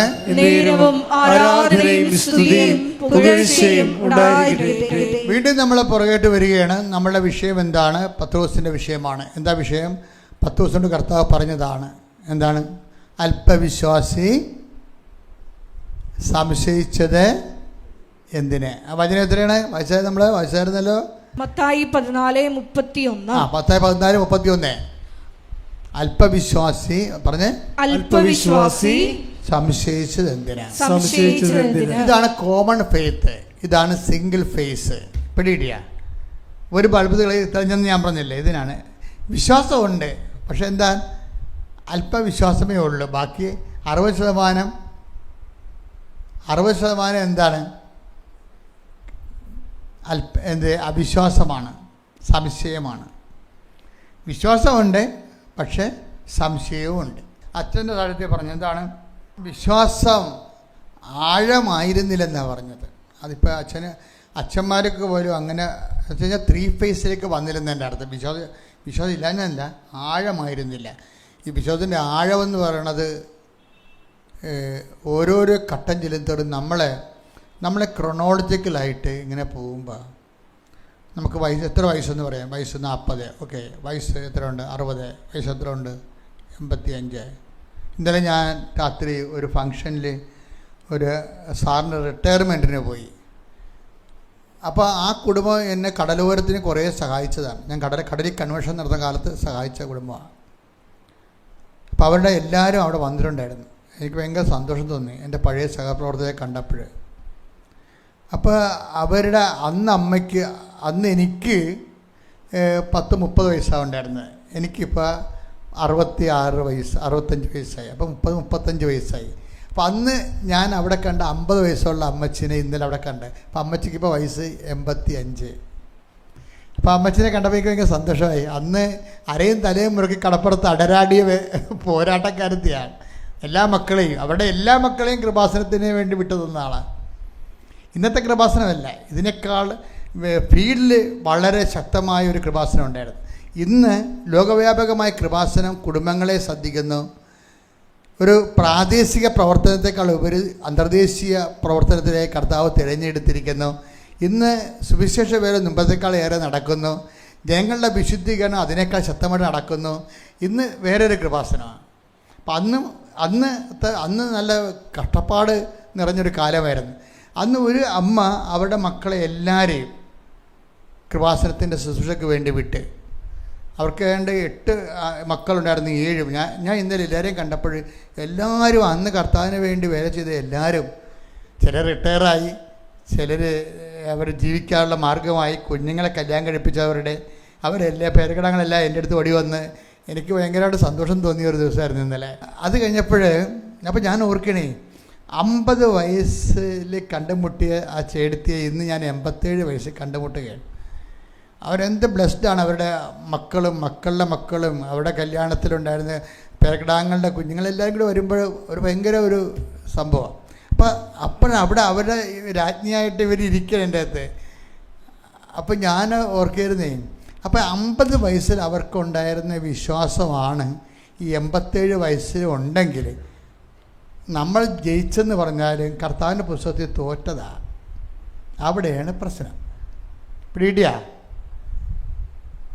ഇനി അവർ രക്ഷപ്പെടണമെന്നുണ്ടെങ്കിൽ അവർക്കുള്ളൊരു പ്ലസ് പോയിൻ്റ് അവിടെ എല്ലാവരും വിശ്വാസത്തിലാണ്. പ്രത്യക്ഷമായും പരോക്ഷമായും വിശ്വാസ പ്രവർത്തകരാണ് അവർ. മറ്റുള്ളവരെ ഇൻസെൻറ്റീവ് ചെയ്യണതും. അതിൽ ഒരു മകൻ വേദപാഠം പ്രൊമോട്ടറാണ്, അദ്ദേഹം +2 പ്രിൻസിപ്പളാണ്. അപ്പം ഇങ്ങനെയൊക്കെ അവരുടെ നിലവാരമനുസരിച്ചൊക്കെ എല്ലാവരും തന്നെ സുവിശേഷ വേലക്കാരാണ്. അപ്പോൾ അതുകൊണ്ട് ഈ അമ്മ രക്ഷപ്പെടത്തുള്ളൂ. എന്താ കാര്യം? അമ്മയ്ക്ക് സ്വന്തമായിട്ട് വിശ്വാസം അവരുടെ കുഞ്ഞുങ്ങളെ വിശ്വാസം വളർത്തുന്നതിൻ്റെ തിടുക്കത്തിൽ ഒരു പരിധി വരെയാണ് ഈ നമ്മൾ പറയുന്ന വിശ്വാസം ആർജിക്കാൻ പറ്റുന്നത്. സർവൈവ്ഡ് ഫെയ്ത്ത് എന്ന് പറയും. അപ്പോൾ ഈ അമ്മയ്ക്ക് ഒന്നെങ്കിൽ റിസൾട്ട് ഇവരൊന്ന് പ്രാർത്ഥിച്ച് നോക്കി അറിയാൻ പറ്റും. ഒന്നെങ്കിൽ ഇവർ ഭയങ്കരമായ വിശുദ്ധ സ്ത്രീ ആയിരിക്കും. കാര്യം വെച്ച് കഴിഞ്ഞാൽ ഇത്രയും മക്കളെയും പേരക്കിടാങ്ങളെയും വിശ്വാസത്തെ അവർ വളർത്തി സാക്ഷികളാക്കി മാറ്റിയില്ലേ. അപ്പം അങ്ങനെ വരുമ്പോൾ ഒന്നെങ്കിൽ ഇവരുടെ വിശ്വാസം എല്ലാവരേക്കാളും വലിയ വിശ്വാസമായിരിക്കും. അല്ലെന്നുണ്ടെങ്കിൽ ഈ മക്കളെ വളർത്താനുള്ള തത്രപ്പാടിൽ ഇവർ വല്ല കള്ളത്തരവും പറ്റിക്കലും ഒക്കെ നടത്തി പോയിട്ടുണ്ടെങ്കിൽ, അങ്ങനെയൊന്നും അവർ നടത്തിയിട്ടില്ല. മറ്റുള്ളവരെ ശ്രദ്ധിക്കണം. നിങ്ങൾ മക്കളെ വളർത്താൻ വേണ്ടിയാണെന്ന് പറയരുത്. അതൊന്നും ദൈവം ഏക്കത്തില്ല. ഒരു മനുഷ്യനെ എനിക്കറിയാം, അദ്ദേഹം ചേട്ടനാണ്. അദ്ദേഹത്തിൻ്റെ അനുജനെ പട്ടാളത്തിൽ നിന്ന് പറഞ്ഞു വിട്ടതാണ്. ചെറിയൊരു പിരി, അതുകൊണ്ട് പറഞ്ഞു വിട്ടതാണ്. അതുകൊണ്ട് ഇയാളുടെ പെൻഷൻ മുഴുവനും ഇയാളുടെ കള്ളവൊപ്പിട്ട് മേടിക്കണ ചേട്ടനാണ്. ചേട്ടൻ അവസാനം കോടതി പിടിച്ചപ്പോൾ കോടതി ചോദിച്ച്, നിങ്ങളെ ആ മാനസിക രോഗമുള്ള ആളിൻ്റെ പെൻഷൻ പൈസ അല്ലേ ഇത് നിങ്ങൾ കള്ളവൊപ്പിട്ട് മേടിച്ചില്ലേ എന്ന് പറഞ്ഞപ്പോൾ അയാൾ പറഞ്ഞത് മക്കളെ വളർത്താനാണെന്ന് പറഞ്ഞു. അയാളുടെ മക്കളെ വളർത്താനേ. പക്ഷെ കോടതി അത് ഏറ്റില്ല. ഈ ഭൂമിയിലെ കോടതി പോലും മക്കളെ വളർത്താൻ കള്ളത്തരം പറഞ്ഞ് ഏക്കാത്തതാണെങ്കിൽ സ്വർഗത്തിൻ്റെ കോടതി എങ്ങനെ ഏക്കാനാണ്? അപ്പം മക്കളെ വളർത്താനാണെന്ന് പറഞ്ഞ് മറ്റുള്ളവരെ പറ്റിക്കരുത്. മക്കളെ വളർത്താനാണെന്ന് പറഞ്ഞ് നിങ്ങൾ പെങ്ങന്മാരുടെ സ്വത്ത് പിടിച്ചു വെക്കരുത്. മക്കളെ വളർത്താനാണെന്നും പറഞ്ഞ് കള്ളപ്പൈസയിലെ പലിശ നടത്തിയിട്ട് അഭ്യാസം കാണിക്കരുത്. ഇത് മക്കളെ വളർത്താനല്ല, നിങ്ങൾ ബേസിക് കള്ളനായത് കൊണ്ടാണ്. അത് ദൈവത്തിന് അറിയാം. മക്കളെ വളർത്താൻ വേണ്ടി മക്കളെ വെച്ച് നിങ്ങളെ പൂള് വെക്കുകയാണ്, അടവെക്കുകയാണ്. പക്ഷെ നിങ്ങൾ ബേസിക്കായിട്ട് കള്ളനാണ്, മറ്റുള്ളവരുടെ സ്വത്ത് മോഹിക്കുന്ന ആളാണ്. അതുകൊണ്ടാണ് നിങ്ങളിത് ചെയ്തതെന്ന് ദൈവത്തിന് അറിയാം. അപ്പോൾ ഉടമ്പടിക്ക് മുമ്പേ ഇങ്ങനെയുള്ള പരിപാടികളൊക്കെ ഒന്ന് ചിന്തിച്ച് നോക്കണം. കാര്യം ഞാൻ ഒരു കോമ്പറ്റൻ്റ് ആയിട്ടുള്ള ഒരു ഉത്തമ പങ്കാളിയാണ്, ഉടമ്പടിയാണ് ഞാൻ ചെയ്യണത്. അല്ല ഞാൻ പോയി ഒരു ധ്യാനം കൂടുകയല്ല ചെയ്യണത്. അതാണ് വ്യത്യാസം എന്ന് പറയണത്. അതായത് ഇപ്പോൾ ചില ആൾക്കാർ ആ ഉടമ്പടിയിലുള്ള ഈ കശുമാങ്ങ പിള്ളേർ കശുമാങ്ങ തിന്നപ്പോൾ ഉടമ്പടി കൈകാര്യം ചെയ്യണത്. ഈ പിള്ളേർ വീണ് കിടക്കണ കശുമാങ്ങ എടുക്കുക, അല്ലെങ്കിൽ പെറുക്കി പറിച്ചെടുക്കത്തില്ലേ? പറിച്ചിട്ട് ആദ്യം ചെയ്യണത് എന്താണ്? കഴുകുക. അത് കഴിക്കുക, കുഴപ്പമില്ല. ആ അണ്ടി പറിച്ച് ദൂരെ കളഞ്ഞാലും മാങ്ങ തിന്നും. ഇതാണ് എല്ലാ പിള്ളേരും ചെയ്യണത്. കശുമാങ്ങ കിട്ടിക്കഴിഞ്ഞാൽ, പറങ്കിമാങ്ങ കിട്ടിക്കഴിഞ്ഞാൽ ആ അണ്ടി പറിച്ച് ദൂരെ കളഞ്ഞാൽ മാങ്ങ തിരുന്ന പിള്ളേരുണ്ട്. ചില രണ്ടെടുത്ത് പുകറ്റി ഇടുമായിരിക്കും. നിങ്ങൾ വേണ്ട. ഉടമ്പടിയിൽ ഇതുപോലെ തന്നെ നിങ്ങളുടെ ജപ്തി നിങ്ങളോട് മാറിയെങ്കിൽ അത് മാത്രം കഴിച്ചിട്ട് അതിൻ്റെ അകത്തുനിന്ന് കൃപ കിട്ടുന്ന സാധനം നിങ്ങൾ എടുത്ത് കളയും. അതാണ് വിഷയം. പല ആൾക്കാരും ഉടമ്പടി ചെയ്യണത് പിള്ളേർ കശുമാങ്ങ തിന്ന പോലെയാണ്. എന്ത് സംഭവിച്ചു കഴിഞ്ഞാൽ ആ മാങ്ങ മാത്രം എടുത്തിട്ട് അണ്ടിന് ദൂരെ കളയും. കൃപ കിട്ടുന്ന ഭാഗം എടുത്തിട്ട് നിങ്ങൾക്ക് ഈ അനുഗ്രഹത്തിൻ്റെ ഭാഗം എടുക്കും, മാങ്ങായി എടുക്കും, തിന്നും. എന്നിട്ടെന്ത് ചെയ്യും? അതിൻ്റെ കൃപ കിട്ടുന്ന ഭാഗം, അതിൻ്റെ വിറ്റാമിൻ സെറ്റ് എടുത്ത് കളയും, ദൂരെ കളയും. എന്ന് പറഞ്ഞ പോലെ ക്ഷമിക്കുക, അതുപോലെ തന്നെ മറ്റുള്ളവരോട് പൊറുക്കുക, മറ്റുള്ളവരോട് സൗമ്യമായി പെരുമാറുക, കർത്താവ് കൂടെ പ്രവർത്തിക്കുന്ന ഭാഗമാണത് എറിഞ്ഞു കളയണത്. അനുഗ്രഹം നിങ്ങളുടെ പെൻഷൻ, നിങ്ങളുടെ ജോലി, നിങ്ങളുടെ ഇൻ്റർവ്യൂ, ടെസ്റ്റ്, അതൊക്കെ ഈ മാങ്ങയാണ്. അത് കഴിച്ചിട്ട് ബാക്കിയുള്ളത് കളയും. അപ്പം അങ്ങനെ ഉടമ്പടിയിൽ വരരുത്. കാര്യം വെച്ച് കഴിഞ്ഞാൽ നിങ്ങൾ വിചാരിക്കാതെ ഇന്നൊരു ഉടമ്പടി എടുത്ത് കുറച്ച് അനുഗ്രഹം ദൈവത്തിൽ നിന്ന് അടിച്ചു മാറ്റി നമ്മളത് അവസാനിപ്പിച്ച് ഉടമ്പടിയും കൊണ്ട് അധികകാലം പോണത് അത്ര ഗുണമല്ല. ഇടയ്ക്കൊന്ന് സ്മോൾ അടിക്കാൻ പറ്റത്തില്ല. പിന്നെ ചില നിങ്ങൾ പറയണത് ചിലവന്മാരോടൊക്കെ പറയണമെങ്കിൽ തള്ളക്ക് വിളിച്ചാലൊക്കെ അവനൊക്കെ അടങ്ങത്തുള്ളൂ. അത് ശരിയാ. എന്താ പ്രശ്നത്തിൽ മറ്റുള്ളവർ ശാസിക്കാനും അടക്കാനും ഒതുക്കാനും ബലഹീനന്മാരാണ് തെറി പറയണത്, അശുദ്ധ ഭാഷ ഉപയോഗിക്കണത്. അപ്പം നിങ്ങൾ ഉടമ്പടി കഴിഞ്ഞിട്ട് തെറി പറയാൻ ഇരിക്കണമെങ്കിലുള്ള അവസ്ഥ എന്തായിരിക്കും? അങ്ങനെ ആൾക്കാരുണ്ട്. അപ്പോൾ ആൾക്കാർ അമ്മ പറയും, ഇടൂ താൻ ഉടമ്പടി എടുത്തതല്ലേ?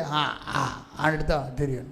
കഴിഞ്ഞില്ലേ അത് എവിടെ 90 ദിവസം കഴിഞ്ഞില്ല എന്ന്. അപ്പോൾ ഇനി തെറി പറയാൻ ലൈസൻസ് ആയതാണ് ഈ പറയണത്. കഴിഞ്ഞില്ല. നിനക്കാണ് കഴിഞ്ഞിരിക്കുന്നത്, ദൈവമായിട്ട് കഴിഞ്ഞിട്ടില്ല ഈ സംഭവം, കഴിയത്തുമില്ല. പിന്നെ നീ ദൈവത്തോട് ചെയ്ത ഉടമ്പടിക്കെല്ലാം പിന്നീട് എല്ലാം നിനക്ക് കർത്താവിൻ്റെ തിരുസേന വിശുദ്ധീകരിക്കാനുള്ള എല്ലാ നടപടിക്രമങ്ങളും അതിൻ്റെ അകത്തുണ്ട്. അതുകൊണ്ട് എൻ്റെ മക്കളെ, ഇതിൻ്റെ ലക്ഷ്യം എന്താണ്? കർത്താവ് കൂടെ പ്രവർത്തിക്കുക. കർത്താവ് കൂടെ പ്രവർത്തിക്കുന്നതിന് എന്ത് ചെയ്യണം? നമ്മൾ ഈ അല്പവിശ്വാസം എന്നുള്ളത് 60% വെള്ളയാണ്. 60% വെള്ളയാണ്. വെച്ചാൽ ആഞ്ഞിലി മരത്തിൻ്റെ അകത്ത് വെള്ളം ഉണ്ടാകത്തില്ലേ? അപ്പോൾ 10 ദിവസത്തെ ഉണ്ട് ഈ സംഭവം. അതുകൊണ്ടാണ് കാറ്റ് കാല് നനഞ്ഞായിരുന്നു. പുള്ളി കടലിൻ്റെ മീതെ വന്നപ്പോഴേ കാല് നനഞ്ഞ് ഇത്തിരി ഒന്ന് താഴപ്പണ പോലെ തോന്നി, മുങ്ങിപ്പോവെന്ന് വിചാരിച്ചപ്പോൾ കർത്താവെ രക്ഷിക്കണമെന്ന് പറഞ്ഞ് അവൻ കൈ ഉയർത്തി. അത് കറക്റ്റാണ്, ശരി. കാല് താഴേക്ക് പോകണ കണ്ടപ്പോൾ കൈ ഉയർത്തണം, അത് സ്വാഭാവികമായ ഒരു കാര്യമാണ്. നമ്മൾ നിന്നിടം താന്നു പോവുകയാണെങ്കിൽ പിന്നെ എന്താ ഉള്ളത്? കർത്താവ് മാത്രമേ ഉള്ളൂ. അത് 10 ദിവസം നമ്മളെ പഠിപ്പിക്കുന്ന പാഠമാണ്. നിന്നിടം താന്നു പോകുമല്ല. ചില സമയത്ത് ജപ്തി നടപടി വരും, അങ്ങനെ പല രോഗങ്ങൾ വരും. നിന്നിടം താന്നു പോവുകയാണ്. നേപ്പ് തറ താന്നു പോകുമ്പോൾ 10 ദിവസം കൈ ഉയർത്തും. എന്താണ്? ആ കയ്യെ കയറി കർത്താവ് പിടിക്കുമെന്നുള്ള ഒരു പ്രത്യാശയാണ്. അതാണ് വിഷയം. അപ്പോൾ കർത്താവ് കയറി പിടിക്കുക തന്നെ ചെയ്ത്. അല്ലാതെ ഇപ്പം കർത്താവ് കയറി പിടിച്ചു. അപ്പോഴാണ് ചോദിച്ചത് അല്പവിശ്വാസി സംശയിച്ചത്. ഇത് കോമൺ ഫെയ്ത്താണ്. ഇത് നിങ്ങൾക്ക് ഇവിടെ വരുന്നതിന് മുമ്പ് നിങ്ങൾക്ക് ഉള്ളതാണ്. പക്ഷേ ഇനി ഇതിൻ്റെ അകത്ത് വേണ്ടത്, ഇതിനെ അപ്ഗ്രേഡ് ചെയ്യേണ്ടത് ഗ്രേറ്റ് ഫെയ്ത്ത് ആയിട്ടാണ്. ഗ്രേറ്റ് ഫെയ്ത്ത് എന്ന് പറയുമ്പോൾ എന്താണെന്ന് വെച്ച് കഴിഞ്ഞാൽ, നിങ്ങളിപ്പം ചെയ്യുന്ന വിഷയങ്ങളിലെ പ്രേക്ഷിത പ്രവർത്തനങ്ങൾ ചേർത്ത്, ആതുര പ്രവർത്തനങ്ങൾ ചേർത്ത് നിങ്ങളുടെ കോൺട്രിബ്യൂഷൻ കൂട്ടണം, സംഭാവന കൂട്ടണം. അപ്പോഴാണ് ഗ്രേറ്റ് ഫെയ്ത്ത് ഉണ്ടാകുന്നത്. Oh woman, your faith is great. അത് ആവാജ്, നിൻ്റെ വിശ്വാസം വലുതാണ്. എടുത്ത് 15:28. അപ്പോൾ രണ്ടാം വിശ്വാസം തന്നെ കണ്ട. രണ്ടാം വിശ്വാസം, ആദ്യം വിശ്വാസം എന്താണ്? അല്പവിശ്വാസം. രണ്ടാമത്തെ വിശ്വാസം എന്താണ്? 15:28. അതാ രണ്ടാം വിശ്വാസം. യേശു പറഞ്ഞു, സ്ത്രീയെ നിന്റെ വിശ്വാസം വലുതാണ്. നീ ആഗ്രഹിക്കുന്നത് പോലെ നിനക്ക് ഭവിക്കട്ടെ. ആ സമയം മുതൽ അവളുടെ പുത്രി സൗഖ്യമുള്ളവളായി. ഇപ്പൊ 6 ഉടമ്പ നീ എന്താ ഈശോ പറഞ്ഞത്? നീ ആഗ്രഹിക്കുന്ന പോലെ പറഞ്ഞേ, നിനക്ക് ഭവിക്കട്ടെ. അപ്പൊ ആഗ്രഹിക്കുന്നത് പോലെ ഭവിക്കട്ടെ എന്നല്ലേ പറയണത്? നമ്മൾ നിയോഗം വെച്ചിരിക്കുന്നത് എത്രയാണ്? 6 നിയോഗങ്ങളാണ്. ഇതെന്താണ്? 6 ആഗ്രഹങ്ങളല്ലേ? 6 നിയോഗങ്ങളെന്ന് പറഞ്ഞാൽ എന്താണ്? 6 ആഗ്രഹങ്ങളാണ്. അപ്പം അതിനെതിരെ ദൈവം എതിരല്ല. നിനക്ക് ഇത് നേടിയ നിനക്കാപത്താണെങ്കിൽ മാത്രമേ ദൈവം മാറ്റത്തുള്ളൂ. ഈ 6 നിയോഗങ്ങളിൽ നീ ഇത് നേടിയാൽ നിനക്ക് ആപത്തില്ലെങ്കിൽ 6 ദൈവം ചെയ്തു തരും, ഒരു പ്രശ്നമില്ല. അതാണ് കർത്താവ്. ആ വാക്ക് ഭയങ്കര ബലമുള്ള വാക്കാണ്. എന്താണ്? 6 നിയോഗങ്ങൾ വെച്ചിരിക്കുകയാണ്. എന്ന് വെച്ച് കഴിഞ്ഞാൽ 6 ആഗ്രഹങ്ങളാണ്. ഓക്കെ അല്ലേ? 6 ആഗ്രഹങ്ങൾ എന്താ ചെയ്തിരിക്കണത്? ഒന്നിനു വായിച്ചേ. ആ വചനം എത്രയാണ്? മത്തായി 15:28. മത്തായി 15:28. യേശു പറഞ്ഞു, സ്ത്രീയെ നിന്റെ വിശ്വാസം വലുതാണ്, നിന്റെ വിശ്വാസം വലുതാണ്, നീ ആഗ്രഹിക്കുന്നത് പോലെ നിനക്ക് ഭവിക്കട്ടെ. ആ സമയം മുതൽ അവളുടെ പുത്രി സൗഖ്യമുള്ളവളായി. അപ്പം ആഗ്രഹിക്കുന്ന പോലെ എന്നുള്ള വിഷയം നിനക്ക് ഭവിക്കട്ടെ. അപ്പം അത് ഈ ആറ് കാര്യം നടന്നാലും ഒരു പ്രശ്നമുണ്ടെന്ന് വെച്ച് കഴിഞ്ഞാൽ ചില കാര്യങ്ങളിൽ നിനക്ക് അപകടം ഉണ്ടാകും. ചില കാര്യങ്ങൾ നടന്നാൽ മനസ്സിലായില്ലേ? ചില കാര്യങ്ങൾ നടന്നാൽ നിനക്ക് അപകടം ഉണ്ടാകും. അത് കർത്താവിനറിയാം. ഇപ്പോൾ ഉണ്ടാകത്തില്ല, പക്ഷേ 10 കൊല്ലം കഴിഞ്ഞുണ്ടാകും. അത് കർത്താവിനറിയാം. അതെപ്പോഴും നമ്മൾ അതായത് ഞാൻ എൻ്റെ പള്ളിയിൽ സിമിത്തേരിക്ക് വേണ്ടി പ്രാർത്ഥിക്കാൻ തുടങ്ങിയിട്ട് കുറേ നാളായി. അപ്പം സിമിത്തേരിക്ക് വേണ്ടി പ്രാർത്ഥിക്കാൻ തുടങ്ങുന്നത് നടക്കണില്ല. ഇപ്പം നടക്കാതെ ഒരു കാര്യം നടക്കാതെ വന്നാലും ഞാനത് മനസ്സിലാക്കണത് ഇത്തിരി സമയം കൂടി വേണ്ടി വരുമെന്നേ ഉള്ളൂ. നടക്കാതെ ഇരിക്കുമെന്നല്ല എന്നെ ഞാൻ മനസ്സിലാക്കണത്. അതുകൊണ്ടാണ് നമ്മൾ നിങ്ങളെ പുതുക്കാൻ ഞാൻ പറയേണ്ട കാര്യം അതാണ്. ചിലർ പറഞ്ഞു നിങ്ങൾ പുതുക്കി നോക്കെന്ന് ഞാൻ പറയത്തില്ലേ. അത് കാര്യത്തിൽ ഒരു കാര്യം നടന്നില്ലെങ്കിൽ അത് നടക്കത്തില്ലെന്നല്ല എൻ്റെ അർത്ഥം. അത് ഇപ്പം നടന്നാൽ വലിയ ഇൻഡാസ് ഉണ്ടാകും. അത് നമുക്കറിയാൻ പറ്റത്തില്ല, കർത്താവിനത് അറിയാം. ഞാൻ ഒരു ചെറിയ ഉദാഹരണം പറയാം. എൻ്റെ പള്ളിയിലെ സെമിത്തേരി പ്രശ്നം നിങ്ങൾ ചില എൻ്റെ പള്ളിയിൽ വന്ന് കാണും. ഞാൻ പള്ളിയിലൊന്നും ഇപ്പോൾ പറയണില്ല, ഇപ്പോൾ അവിടെ പോടില്ല. ഞാൻ ആ ഫംഗ്ഷന് മാത്രമേ പോകത്തുള്ളൂ. പിന്നെ കുർബാനക്ക് പോകും. ഞാൻ അവിടെ ഇരിക്കണില്ല. പണ്ട് ഞാൻ അവിടെ ഇരിക്കുമായിരുന്നു. കാര്യം എനിക്കിവിടെ ഇരുന്ന് കഴിഞ്ഞാൽ കൃപാസനത്തിലെ ആൾക്കാരെ ശ്രദ്ധിക്കാൻ പറ്റാത്തത് കൊണ്ട് ഞാൻ ഇപ്പോൾ ആളിവിടെ കൂടിയപ്പോൾ ഞാൻ കൃപാസനത്തിൽ തന്നെയാണ് ഇപ്പോൾ താമസിക്കുന്നത്. ഞായറാഴ്ച പോകും. ഞായറാഴ്ച അവിടെ പുറത്തുനിന്ന് ആൾക്കാർ വന്നാൽ എടുക്കത്തില്ല, പറഞ്ഞു വിടും. എത്ര കാറിൽ നിന്നൊക്കെ ആൾക്കാർ വരും. അവിടെ ബന്ധുക്കളൊക്കെ പറയും അച്ഛൻ ഇന്ന് വരും എന്നൊക്കെ പറയുമ്പോൾ ആൾക്കാർ വരും. ഞാൻ എവിടുന്ന് വന്നാലും ഞാൻ ആൾക്കാരെ പറഞ്ഞു വിടും. കാര്യം അവിടെ അത് ആൾക്കാരെ കാണുന്ന സ്ഥലമല്ല. അപ്പം അതുകൊണ്ട് പക്ഷേ അവിടെ ഈ സിമിത്തേരിക്ക് പറയുക നിങ്ങളിതൊക്കെ അറിയണം. ഈ വരുന്ന വഴികൾ കുറേ നാളായി സിമിത്തേരിക്ക് വേണ്ടി പ്രാർത്ഥിക്കുക, ഒരു അനക്കവുമില്ല. ഇപ്പം ചില കാര്യങ്ങൾ ഇപ്പം ഉടമ്പടിയിലാണെങ്കിൽ 4 കൊല്ലമായി അതിന് വേണ്ടി ബിഷപ്പ് തന്നെ പെർമിഷൻ തന്നിട്ട് 4 കൊല്ലമായി. റിട്ടേണിൻ്റെ ഒരു തിരിപ്പുണ്ട്. അപ്പോൾ അതൊക്കെ മുമ്പ് പ്രവർത്തിക്കാൻ തുടങ്ങി. 5 കൊല്ലമായി ഒരു വിഷയം പ്രാർത്ഥിച്ചിട്ട് അനക്കമില്ല. അപ്പോൾ നിങ്ങൾ ഇപ്പോൾ ഉടമ്പടി വെക്കാനാണെങ്കിൽ ഇപ്പോൾ എത്രയോ പ്രാവശ്യം പുതുക്കും. ഞാൻ നിത്യ ഉടമ്പടി ജീവിക്കും. നിങ്ങളെക്കാൾ വലിയ ഉടമ്പടി ജീവിക്കുന്നത് കൊണ്ടാണ് ഞാൻ ഈ ഉടമ്പടിയിൽ ലൈൻ നിന്ന് വരാത്തത്. കാരണം നിങ്ങളെ ഭക്ഷണത്തിലും സുവിശേഷ പ്രവർത്തനങ്ങളിലും 24 മണിക്കൂറും ഈ ശുശ്രൂഷ തന്നെയാണല്ലോ. 24 മണിക്കൂറുമാണ്. അല്ല, എനിക്ക് വേറെ ഒരു പ്രൊഫഷനില്ല. ഇത് മാത്രമേ ഉള്ളൂ. കർത്താവിനെ അറിയാത്തത് അറിയിക്കുക, അറിഞ്ഞവരെ ആഴപ്പെടുത്തുക, സ്വയം വിശുദ്ധമായി ജീവിക്കുക. അതാണ് സംഭവം. അപ്പം ഇതിനേക്കാൾ മേജർ ഉടമ്പടിയിലാണ് ഞാൻ. അപ്പം അതുകൊണ്ടാണ് നിങ്ങളെപ്പോലെ ഇങ്ങനെ എഴുതിയിട്ട് ഉടമ്പടിയിൽ വരാത്തത്. എഴുതിയിട്ട് ഉടമ്പടി വരിക എന്ന് വെച്ച് കഴിഞ്ഞാൽ നമ്മൾ ഇപ്പോൾ ഫുൾ ടൈമറാണ്. നിങ്ങൾ ഫുൾ ടൈമർ ആണെങ്കിലും ഒരു നിയോഗം ഉടമ്പടി എടുക്കണമെന്ന് നല്ലതാണ് ശരിക്കും. തോമസ് എട്ടിയിൽ അച്ഛൻ ഉടമ്പടി ചെയ്തിരിക്കണത് എന്തിനാണെന്ന് അറിയാമോ? അച്ഛൻ 10 കൊല്ലം ധ്യാനകേന്ദ്രത്തിൽ ശുശ്രൂഷ ചെയ്യുകയാണ്. അച്ഛൻ 10 കൊല്ലം. അപ്പോൾ 10 കൊല്ലം ശുശ്രൂഷ ചെയ്തപ്പോഴേ എന്താ സംഭവിച്ചു വെച്ചാൽ അച്ഛൻ്റെ അമ്മ വന്ന് ഇവിടെ ഉടമ്പടി എടുത്ത് അച്ഛൻ്റെ അമ്മ വന്ന് ഉടമ്പടി എടുത്ത് കഴിഞ്ഞപ്പോൾ അമ്മ എപ്പോഴും അച്ഛൻ വരുമ്പോൾ പറയും ഉടമ്പടിയെക്കുറിച്ച് പറയും. അപ്പോൾ അച്ഛൻ ഈ പോട്ടയിൽ അച്ഛനല്ലേ, അപ്പോൾ വിൻസെൻഷൻ അച്ഛൻ. അപ്പോൾ ഗോഹട്ടിയിൽ അവരുടെ ധ്യാനകേന്ദ്രത്തിലെ ശുശ്രൂഷ ചെയ്യണ അച്ഛനാണ്. അപ്പോൾ അച്ഛൻ പറഞ്ഞ് മാതാവ് എല്ലായിടത്തും ഉണ്ടല്ലോ, എല്ലായിടത്തും ധ്യാനങ്ങളുമില്ലേ, പിന്നെ എന്തിനാണ് നിങ്ങൾ ആലപ്പുഴ വരണമെന്ന് അച്ഛൻ്റെ മനസ്സ്. അമ്മയോട് അങ്ങനെ പറഞ്ഞില്ല, എന്നാൽ അച്ഛൻ സാക്ഷ്യത്തിലത് പറയുന്നുണ്ട്. അപ്പോൾ ഞാനങ്ങനെ വിചാരിച്ചിരിക്കുകയായിരുന്നു. അപ്പോഴാണ് എൻ്റെ ചേട്ടായിക്ക് ക്യാൻസർ വന്നത്. അപ്പോൾ അദ്ദേഹം ക്യാൻസർ വന്നെങ്കിലും അത് ഏറെക്കുറെ തീരാൻ പോകുന്ന ഘട്ടത്തിൽ തീർന്നു വന്ന് കരുതിയപ്പോഴാണ്, ആൾ പോയെന്ന് കണ്ടപ്പോഴാണ് എൻ്റെ അമ്മ വന്ന് ഉടമ്പടി എടുത്തത്. അപ്പോൾ ചേട്ടൻ രക്ഷപ്പെട്ട് ചേട്ടൻ വന്ന് സാക്ഷ്യം പറഞ്ഞു വിടാം.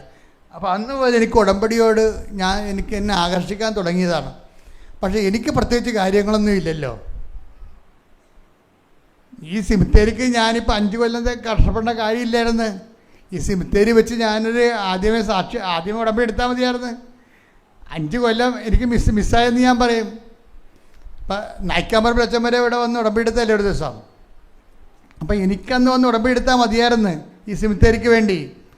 ഞാനത് അതിനേക്കാളും ക്ലിഷ്ടമായ ഈ ഉടമ്പടിയേക്കാളും വെല്ലുവിളിയുള്ള ഒരു ജീവിതം, ഉടമ്പടി ജീവിതം നയിക്കുന്നത് കൊണ്ടാണ് ഇങ്ങനെയുള്ള നിയോഗ ഉടമ്പടിയിലേക്ക് വരാഞ്ഞത്. പക്ഷേ നിയോഗ ഉടമ്പടിക്ക് വരേണ്ടതായിരുന്നു അച്ഛൻ, ഞാനും വരേണ്ടതായിരുന്നു. എങ്കിലും എനിക്ക് 5 കൊല്ലം തേക്കേണ്ട കാര്യമില്ലായിരുന്നു. 5 കൊല്ലമായില്ലേ ഇപ്പം സിമിത്തേരിക്ക് വേണ്ടി പോകണം. ഇപ്പോഴാണ് അതിനൊരു സമാധാനമായി വരുന്നത്, ഇപ്പം തറക്കല്ലിട്ട്. അപ്പോൾ എന്താ വിഷയം എന്ന് വെച്ച് കഴിഞ്ഞാൽ, എന്താ ഞാൻ പറയാൻ ഉദ്ദേശിക്കുന്നത് നിങ്ങൾ അറിയണം. ഞാനിത് അമ്മയുമായിട്ട് ഇത്തിരി അടുപ്പമുള്ളത് കൊണ്ട് ഞാൻ അമ്മയോട് ഈ വിഷയം എപ്പോഴും പറയും. ഞാൻ പോരണ മുമ്പ് എനിക്ക് അവിടെ നിന്ന് സെമിത്തേരി ചെയ്തിട്ട് പോരണമെന്ന് പറയും. അപ്പം അങ്ങനെ പോരാൻ പറ്റാതെ വരുമ്പോൾ സെമിത്തേരി തീരത്തില്ല, തുടങ്ങാൻ പറ്റത്തില്ല. അപ്പോൾ എനിക്ക് ബിഷപ്പിനോട് പറഞ്ഞ് ടൈം കഴിഞ്ഞല്ലോ, അവിടെ അപ്പോയിൻറ്റ്മെൻറ്റ് ചെയ്ത ചേഞ്ച് ആകണമെന്ന് പറഞ്ഞു. അപ്പോൾ ഞാൻ പിതാവിനെ പറഞ്ഞ് പിതാവിൻ്റെ ഇഷ്ടം പോലെ ചെയ്യും. അപ്പം ഞാൻ അവിടെ എനിക്കവിടെ സെമിത്തേരി ചെയ്യണമെന്നായിരുന്നു ആഗ്രഹം. അത്ര ജസ്റ്റ് ഉള്ളൂ, നമുക്കതേ പറയാൻ പാടുള്ളത്. സഭയിൽ നമുക്ക് എന്തെങ്കിലും ആഗ്രഹം ഉണ്ടെങ്കിൽ പറയാം. അന്തിമ തീരുമാനം എടുക്കേണ്ട ആരാണ്? ബിഷപ്പാണ് എടുക്കേണ്ടത്. ഞാൻ അതുപോലെ ആ സ്റ്റാൻഡ് കീപ്പ് ചെയ്ത് പിതാവിൻ്റെ ഇഷ്ടം പോലെ ചെയ്യും. എനിക്ക് ആഗ്രഹം അത് അത് ചെയ്തിട്ട് പോരണമെന്നായിരുന്നു. കാര്യം ആ പള്ളി മിഷനായിട്ട് എടുത്തതാണ്, ആരും നോക്കാനില്ലാഞ്ഞപ്പോൾ മിഷനായിട്ട് എടുത്തതാണ്. ബാക്കിയെല്ലാം ചെയ്തവിടെ. അപ്പോൾ ഇത് കൂടി ചെയ്തു പോകണമെന്ന് എനിക്ക് ആഗ്രഹം ഉണ്ടായിരുന്നു.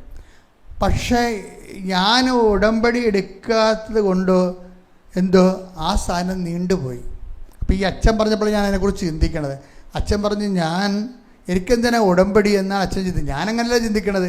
ഞാൻ നിങ്ങളെക്കാൾ ക്ലേശകരമായ തപസ്സിലും അതുപോലെ സുവിശേഷ പ്രവർത്തനങ്ങളിലും ഒക്കെയാണ് ജീവിക്കണത്. എൻ്റെ വർഷകാലങ്ങളിലുള്ള അച്ഛനായതുപോലെ ഇങ്ങനെയുള്ള കാര്യം ഞാൻ എന്തുകൊണ്ടാണ് 40 കൊല്ലത്തെ പൗരോഹിത്യം പറയണത്. അത് വീമ്പിളക്കലൊന്നുമല്ല. 40 കൊല്ലത്തെ പൗരോഹിത്യം കറക്റ്റ് ആത്മാക്കളുടെ വീണ്ടെടുപ്പിന് വേണ്ടി പ്രവർത്തിച്ച ഒരു കാലമാണ്. അപ്പം അതുകൊണ്ട് തന്നെ ആ പൗരോഹിത്യത്തെക്കുറിച്ച് കേൾക്കുമ്പോൾ ദൈവം റിജക്റ്റ് ചെയ്യത്തില്ലത്. പിന്നെ രണ്ടാമതെന്താ പറഞ്ഞത്, എൻ്റെ 40 കൊല്ലത്തെ പൗരോഹിത്യത്തിൻ്റെ അടിസ്ഥാനത്തിൽ കൃപാസനം അൾത്താരെ പ്രത്യക്ഷപ്പെട്ട മാതാവിൻ്റെ പ്രത്യക്ഷീകരണത്തിന് സ്ഥിരീകരണത്തിനായി കർത്താവിൻ്റെ നാമത്തിൽ എന്ന് പറയുമ്പോൾ തന്നെ എല്ലാമായി. Everything is there. നമുക്ക് ആൾത്താരിൽ അധികം സമയം കിട്ടത്തില്ല. നമുക്ക് ഈ വലിയ പ്രമാണങ്ങൾ വെച്ച് മാത്രമേ ഈടുവെക്കാൻ പറ്റത്തുള്ളൂ. ചെറിയ പ്രമാണമൊന്നുമല്ല ഈടുവെക്കാൻ വേണ്ടിയുള്ളത്. നല്ല ദൈവത്തിരുസേന ഈടുവെക്കാൻ ഒരു ജീവിതത്തിൻ്റെ സാക്ഷ്യമുണ്ട്. ദൈവത്തിരുസേന ഈടുവെക്കാൻ ഒരു ജീവിത സാക്ഷ്യമുണ്ട്. ഇനി അതിനകത്ത് എന്തെങ്കിലും പോരായ്മ ഉണ്ടെങ്കിൽ കർത്താവ് പരിഹരിക്കട്ടെ. എന്നാലും എനിക്ക് അതിനകത്ത് ആത്മവിശ്വാസമുണ്ട്. ഒരു ജീവിതത്തോട് ആത്മവിശ്വാസമുണ്ട്. ആത്മവിശ്വാസമുള്ളൊരു ജീവിതം ഉണ്ടാക്കിയെടുക്കണം മക്കളെ. ദൈവവുമായിട്ടുള്ള റിലേഷനിൽ ഒരു ആത്മവിശ്വാസമുള്ള ജീവിതം ഉണ്ടാക്കണം. പക്ഷേ എങ്കിലും ഈ വിഷയം ഞാൻ ഉടമ്പടിക്ക് വെച്ചില്ല. ഇപ്പം അച്ഛനെന്താ പറയണത്, അച്ഛന് ഒരു വിഷയം വന്നു. അച്ഛന് UK പോകാൻ വേണ്ടി സഭ ഓർഡറിട്ട്.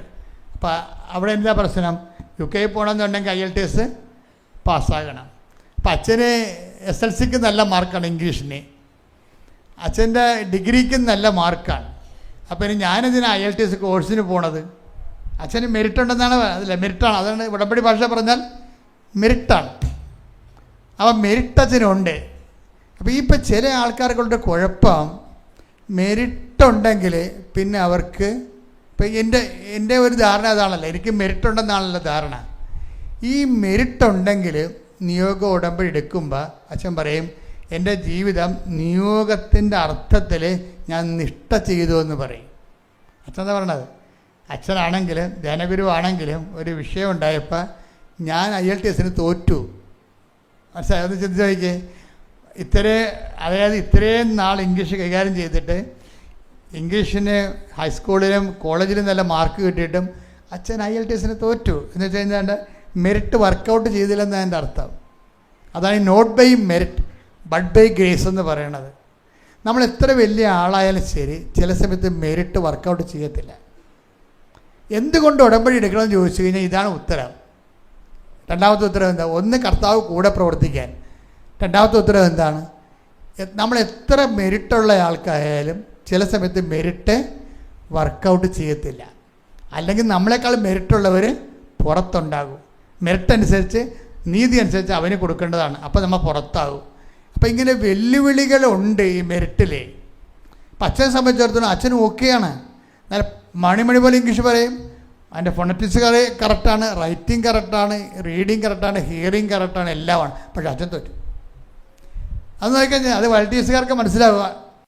അച്ഛന് ഭയങ്കര ക്ഷീണവും ഭയങ്കര പറയാൻ പറ്റുക IELTS തോറ്റത്. കാര്യം ഇവിടുത്തെ IELTSകാർ ഇത് PDCക്കാർ പോലും മലയാളത്തിൽ പഠിച്ച ആൾക്കാർ പോലും ചില ആൾക്കാർ ഉടമ്പടി എടുത്തിട്ട് വരുമ്പോൾ അവർ പറയും ഞാൻ ആദ്യമായിട്ട് IELTS എഴുതിക്കട്ടെ, മാതാവിൻ്റെ പൊക്കിയെടുത്തെന്ന് പറയും. നിൽക്കട്ടെ, എത്ര സാക്ഷ്യമുണ്ട്, എത്രയോ സാക്ഷ്യമുണ്ട്. മലയാളത്തിലാണ് പഠിച്ചത്, പക്ഷേ IELTS അവർ പാസ്സായി. അതാണ് അത് നോട്ട് ബൈ മെറിറ്റിലാണ് ഉടമ്പടി വർക്ക് ചെയ്യണത്. അപ്പം അച്ഛനെ അത് ഇഷ്ടപ്പെട്ടപ്പോൾ അച്ഛൻ വന്ന് ഉടമ്പടി ഓൺലൈനിലെടുത്ത് ആ അച്ഛൻ പറഞ്ഞു ഞാൻ ഓൺലൈൻ എടുത്തപ്പോൾ തന്നെ നിഷ്ഠ ചെയ്ത് ജീവിക്കാൻ തുടങ്ങി. ഉടമ്പടിയുടെ കറക്റ്റായിട്ട് നിഷ്ഠ ചെയ്ത് ജീവിക്കാൻ തുടങ്ങി. അപ്പോൾ ഈ നിഷ്ഠ എന്ന് പറയുന്നത് ഭയങ്കര, ഞാൻ ഓസ്ട്രേലിയ ധ്യാനം നടത്തിയപ്പോൾ അവിടുത്തെ വികാർജനിൽ പറഞ്ഞ് ഉടമ്പടി എന്ന് പറയുന്നത് ഒരു ഡിസിപ്ലിൻ ലൈഫാണെന്ന് പറഞ്ഞു. ഞാൻ സിംഗപ്പൂർ ധ്യാനം നടത്തിയപ്പോൾ അവിടുത്തെ അച്ഛൻ പറഞ്ഞത്, പോരാൻ നേരത്ത് നന്ദി പറഞ്ഞ കൂട്ടത്തിൽ പറഞ്ഞത് ഉടമ്പടി തീരുമ്പോഴാണ് ഉടമ്പടി തുടങ്ങണതെന്ന്. അത് കറക്റ്റല്ലേ? എല്ലാം അവിടെ നിരീക്ഷിക്കും. ഇപ്പോൾ സഭ ലോകം മുഴുവനും ഉടമ്പടിയെ വലിയൊരു ജീവിത സഭയും സാക്ഷികളുമായി മനുഷ്യരെ മാറ്റുന്നതിൽ ഉടമ്പടി വളരെ വലിയ കാതലായ സംഭാവന ചെയ്തുകൊണ്ടിരിക്കുന്നതാണ്. എല്ലാവർക്കും അത് മനസ്സിലായി വരികയാണ്. അപ്പോൾ അത് ആ ഒരു സ്ഥലത്ത് ഈ അച്ഛൻ വന്നു ഓൺലൈൻ ഉടമ്പടി എടുത്തപ്പോൾ അച്ഛൻ പിന്നെയും രണ്ടാമതും IELTS തോറ്റു. പക്ഷെ അച്ഛൻ വിട്ടുകൊടുത്തില്ല. അച്ഛൻ എന്താ പറയണമെന്ന് വെച്ച് കഴിഞ്ഞാൽ അച്ഛൻ പറഞ്ഞ് മാതാവിനോട് പറഞ്ഞു, അമ്മേ എനിക്ക് ഏറ്റവും ബുദ്ധിമുട്ടുള്ള പരിപാടി സാക്ഷ്യം പറയുക എന്നുള്ളതാണ്. അതുകൊണ്ട് ഞാനൊരു നേർച്ച നേരുകയാണ്. എൻ്റെ ഓൺലൈനിലെ ഉടമ്പടി ഞാൻ കൃത്യമായിട്ട് ജീവിക്കും. എന്നിട്ട് ഞാൻ കൃപാസനത്തിൽ വന്ന് അമ്മ എന്നെ ജയിപ്പിച്ച 3ാമത്തെ പ്രാവശ്യം എന്നെ ജയിപ്പിച്ച ഞാൻ കൃപാസനത്തിൽ വന്ന് സാക്ഷ്യം പറഞ്ഞോളാം എന്ന് പറയും. അത് ഇതിൻ്റെ ഉടമ്പടി നമുക്ക് ചെയ്യാൻ പറ്റുന്ന നേർച്ച ഒന്ന് ചിലർ പറയും ഞാൻ ഉടമ്പടി എടുത്തോളാം എന്ന് പറയും. എൻ്റെ കാര്യത്തിലൊരു വിഷയത്തിൽ ഒരു തീരുമാനം വരുന്നതൊക്കെ മനസ്സിലായാൽ ഈ ഫ്രഷ് ഹാൻഡ്സ് പറയും ഞാൻ ഉടമ്പടി ആലപ്പുഴ വന്ന് ഉടമ്പടി എടുത്തോളാം എന്ന് പറയും. ചിലർ പറയും സാക്ഷ്യം പറയും. ഇത് രണ്ട് പറഞ്ഞാൽ അമ്മ ഏക്കും. അമ്മയ്ക്ക് രണ്ട് ഇഷ്ടമുള്ള കാര്യമായതുകൊണ്ട് ഏക്കും. അച്ഛൻ സാക്ഷ്യം പറഞ്ഞോളാന്ന് പറഞ്ഞപ്പോൾ അച്ഛന്മാർ വന്ന് സാക്ഷ്യം പറഞ്ഞാലുള്ള ഗുണം എന്താ? ഞാൻ ലണ്ടനിലും അവിടെ ഇവിടെയൊക്കെ ധ്യാനിപ്പിക്കുമ്പോഴും അമേരിക്ക ധ്യാനിപ്പിച്ചപ്പോഴും ജർമ്മനിൽ നിന്ന് വന്ന അച്ഛന്മാരുടെ സാക്ഷ്യമാണ് കാണിക്കണം. അവിടെ ധ്യാനത്തിൻ്റെ ഇടയ്ക്ക് അച്ഛന്മാരുടെ സാക്ഷ്യം കാണിക്കും. അപ്പം അച്ഛന്മാരുടെ സാക്ഷ്യം കാണിക്കുമ്പോൾ ആൾക്കാർക്ക് ഇങ്ങനെ ഉടമ്പടി എടുക്കണോ, ഞാനിപ്പോൾ ഉടമ്പടിയിലാണല്ലോ എന്നൊക്കെയുള്ള ചിന്ത ഉള്ള ആൾക്കാർ ഉടമ്പടിയെക്കുറിച്ച് ആഴമായ ബോധ്യം കിട്ടും അച്ഛന്മാരുടെ സാക്ഷ്യം കിട്ടിയാൽ. അപ്പോൾ അത് അമ്മയ്ക്ക് ഭയങ്കര ഇഷ്ടമാണ്. അത് കാരണം അച്ഛനിത് പറഞ്ഞോടുകൂടി 3ാമത്തെ IELTS അച്ഛൻ പോകുമ്പോൾ ഈ ലോകത്ത് സംഭവിക്കാവുന്ന ഏറ്റവും വലിയ ദുരന്തമായിട്ട് ഈ പരീക്ഷ മാറും. ഒന്നും അച്ഛന് ചെയ്യാൻ പറ്റത്തില്ല. ഒന്നും ചെയ്യാം. റീഡിങ് തെറ്റിപ്പോയി. കാര്യം ഇനി IELTS എഴുതേണ്ടി വന്നാലുള്ള ഭീതി കയറിയിട്ട് ഭയമായി, പറഞ്ഞതെല്ലാം തെറ്റിപ്പോയി, അത് ചോദിച്ചത് ഹിയറിങ് പോയി, റൈറ്റിംഗ് പോയി, ലോക ദുരന്തമായി അച്ഛൻ പുറത്തിറങ്ങി. ഇത്രയും അപ്പോൾ അച്ഛൻ്റെ കൂട്ടുകാരെ വിളിച്ച് എങ്ങനെയുണ്ട് പരീക്ഷ? അത് എന്ന് വെച്ച് കഴിഞ്ഞാൽ ഇത് ഞാൻ ജയിക്കുകയാണെങ്കിൽ 8ാമത്തെ ലോകാത്ഭുതമാവുന്നത്. 7 ലോകാത്ഭുതങ്ങളുണ്ടല്ലോ. അപ്പോൾ ഇത് ഞാൻ ജയിക്കുകയാണെങ്കിൽ 8ാമത്തെ ലോകാത്ഭുതമായിരിക്കും എന്ന് പറയും. അപ്പോൾ ഇത്രയും തകർന്ന് തരിപ്പണമായി ലോക തോൽവിയായ ഒരു പരീക്ഷ കഴിഞ്ഞ് ഇറങ്ങുന്ന സമയത്ത് അച്ഛൻ രാത്രി പ്രാർത്ഥിച്ചുകൊണ്ടിരിക്കുമ്പോൾ എന്താ പറഞ്ഞിരിക്കണത്? ഞാൻ ജയിച്ച കൃപാസനത്തിൽ വന്ന് സാക്ഷ്യം പറയാം. അല്ലെങ്കിൽ അച്ഛൻ അത് കേൾക്കാൻ വേണ്ടി അമ്മ എത്തുന്നത്. ഈ മനുഷ്യനെ കൊണ്ട് സാക്ഷ്യം പറയിപ്പിക്കാനാണ് അമ്മ 2 പ്രാവശ്യം തോൽപ്പിച്ചു കൊടുത്തത്. മനസ്സിലായേ? അതായത് ഓൺലൈൻ ഉടമ്പടിക്ക് ഉണ്ടാകുന്ന പ്രശ്നം, ഓൺലൈൻ ഉടമ്പടി എടുക്കുന്നവർ എപ്പോഴും ശ്രദ്ധിക്കണം. അവർക്ക് പത്രം കൈ കിട്ടേണ്ടില്ലല്ലോ, അതാണ് വിഷയം. അപ്പം നിങ്ങൾ പത്രം കൈ കിട്ടുന്നില്ല, സുവിശേഷ വേല നടക്കണില്ല എന്നുണ്ടെങ്കിൽ നിങ്ങൾ അതിന് പറ്റിയ രീതി വിശ്വാസ കൈമാറ്റത്തിന് കാര്യം ചെയ്യണം. അല്ല ഞാൻ ഓൺലൈനിലല്ലേ ഉടമ്പടി എടുത്തത്, ഞാൻ പ്രത്യക്ഷിക്കുന്ന പ്രാർത്ഥന ചെല്ലിയാൽ മതിയല്ല എന്ന് കൈവനയായ മീൻ പിടിക്കാൻ പറ്റത്തില്ല. ഇവിടെ ഓരോ മനുഷ്യൻ വെള്ളം കോരിയും വിറക് വെട്ടിയും കർത്താവിന് വേണ്ടി അപമാനം സഹിച്ചു വെക്കാൻ ഇവിടെ ഒരു ദൈവ ഉടമ്പടി സുവിശേഷ സാക്ഷിയായി ജീവിക്കുമ്പോൾ ഓൺലൈൻ ഉടമ്പടി എടുത്ത് അലക്കി തേച്ച ഉടുപ്പുമായിട്ട് അങ്ങനെ മുണ്ട് ചുളിയാതിരുന്നിട്ട് ഉടുപ്പ് ചുളിയാതിരുന്നിട്ട് കാര്യമൊന്നുമില്ല. അതുകൊണ്ട് എപ്പോഴും ഓൺലൈൻ ഉടമ്പടിക്കാർ എപ്പോഴും ശ്രദ്ധിക്കണം, അവരതിന് തക്ക രീതിയിലുള്ള സുവിശേഷ വേല.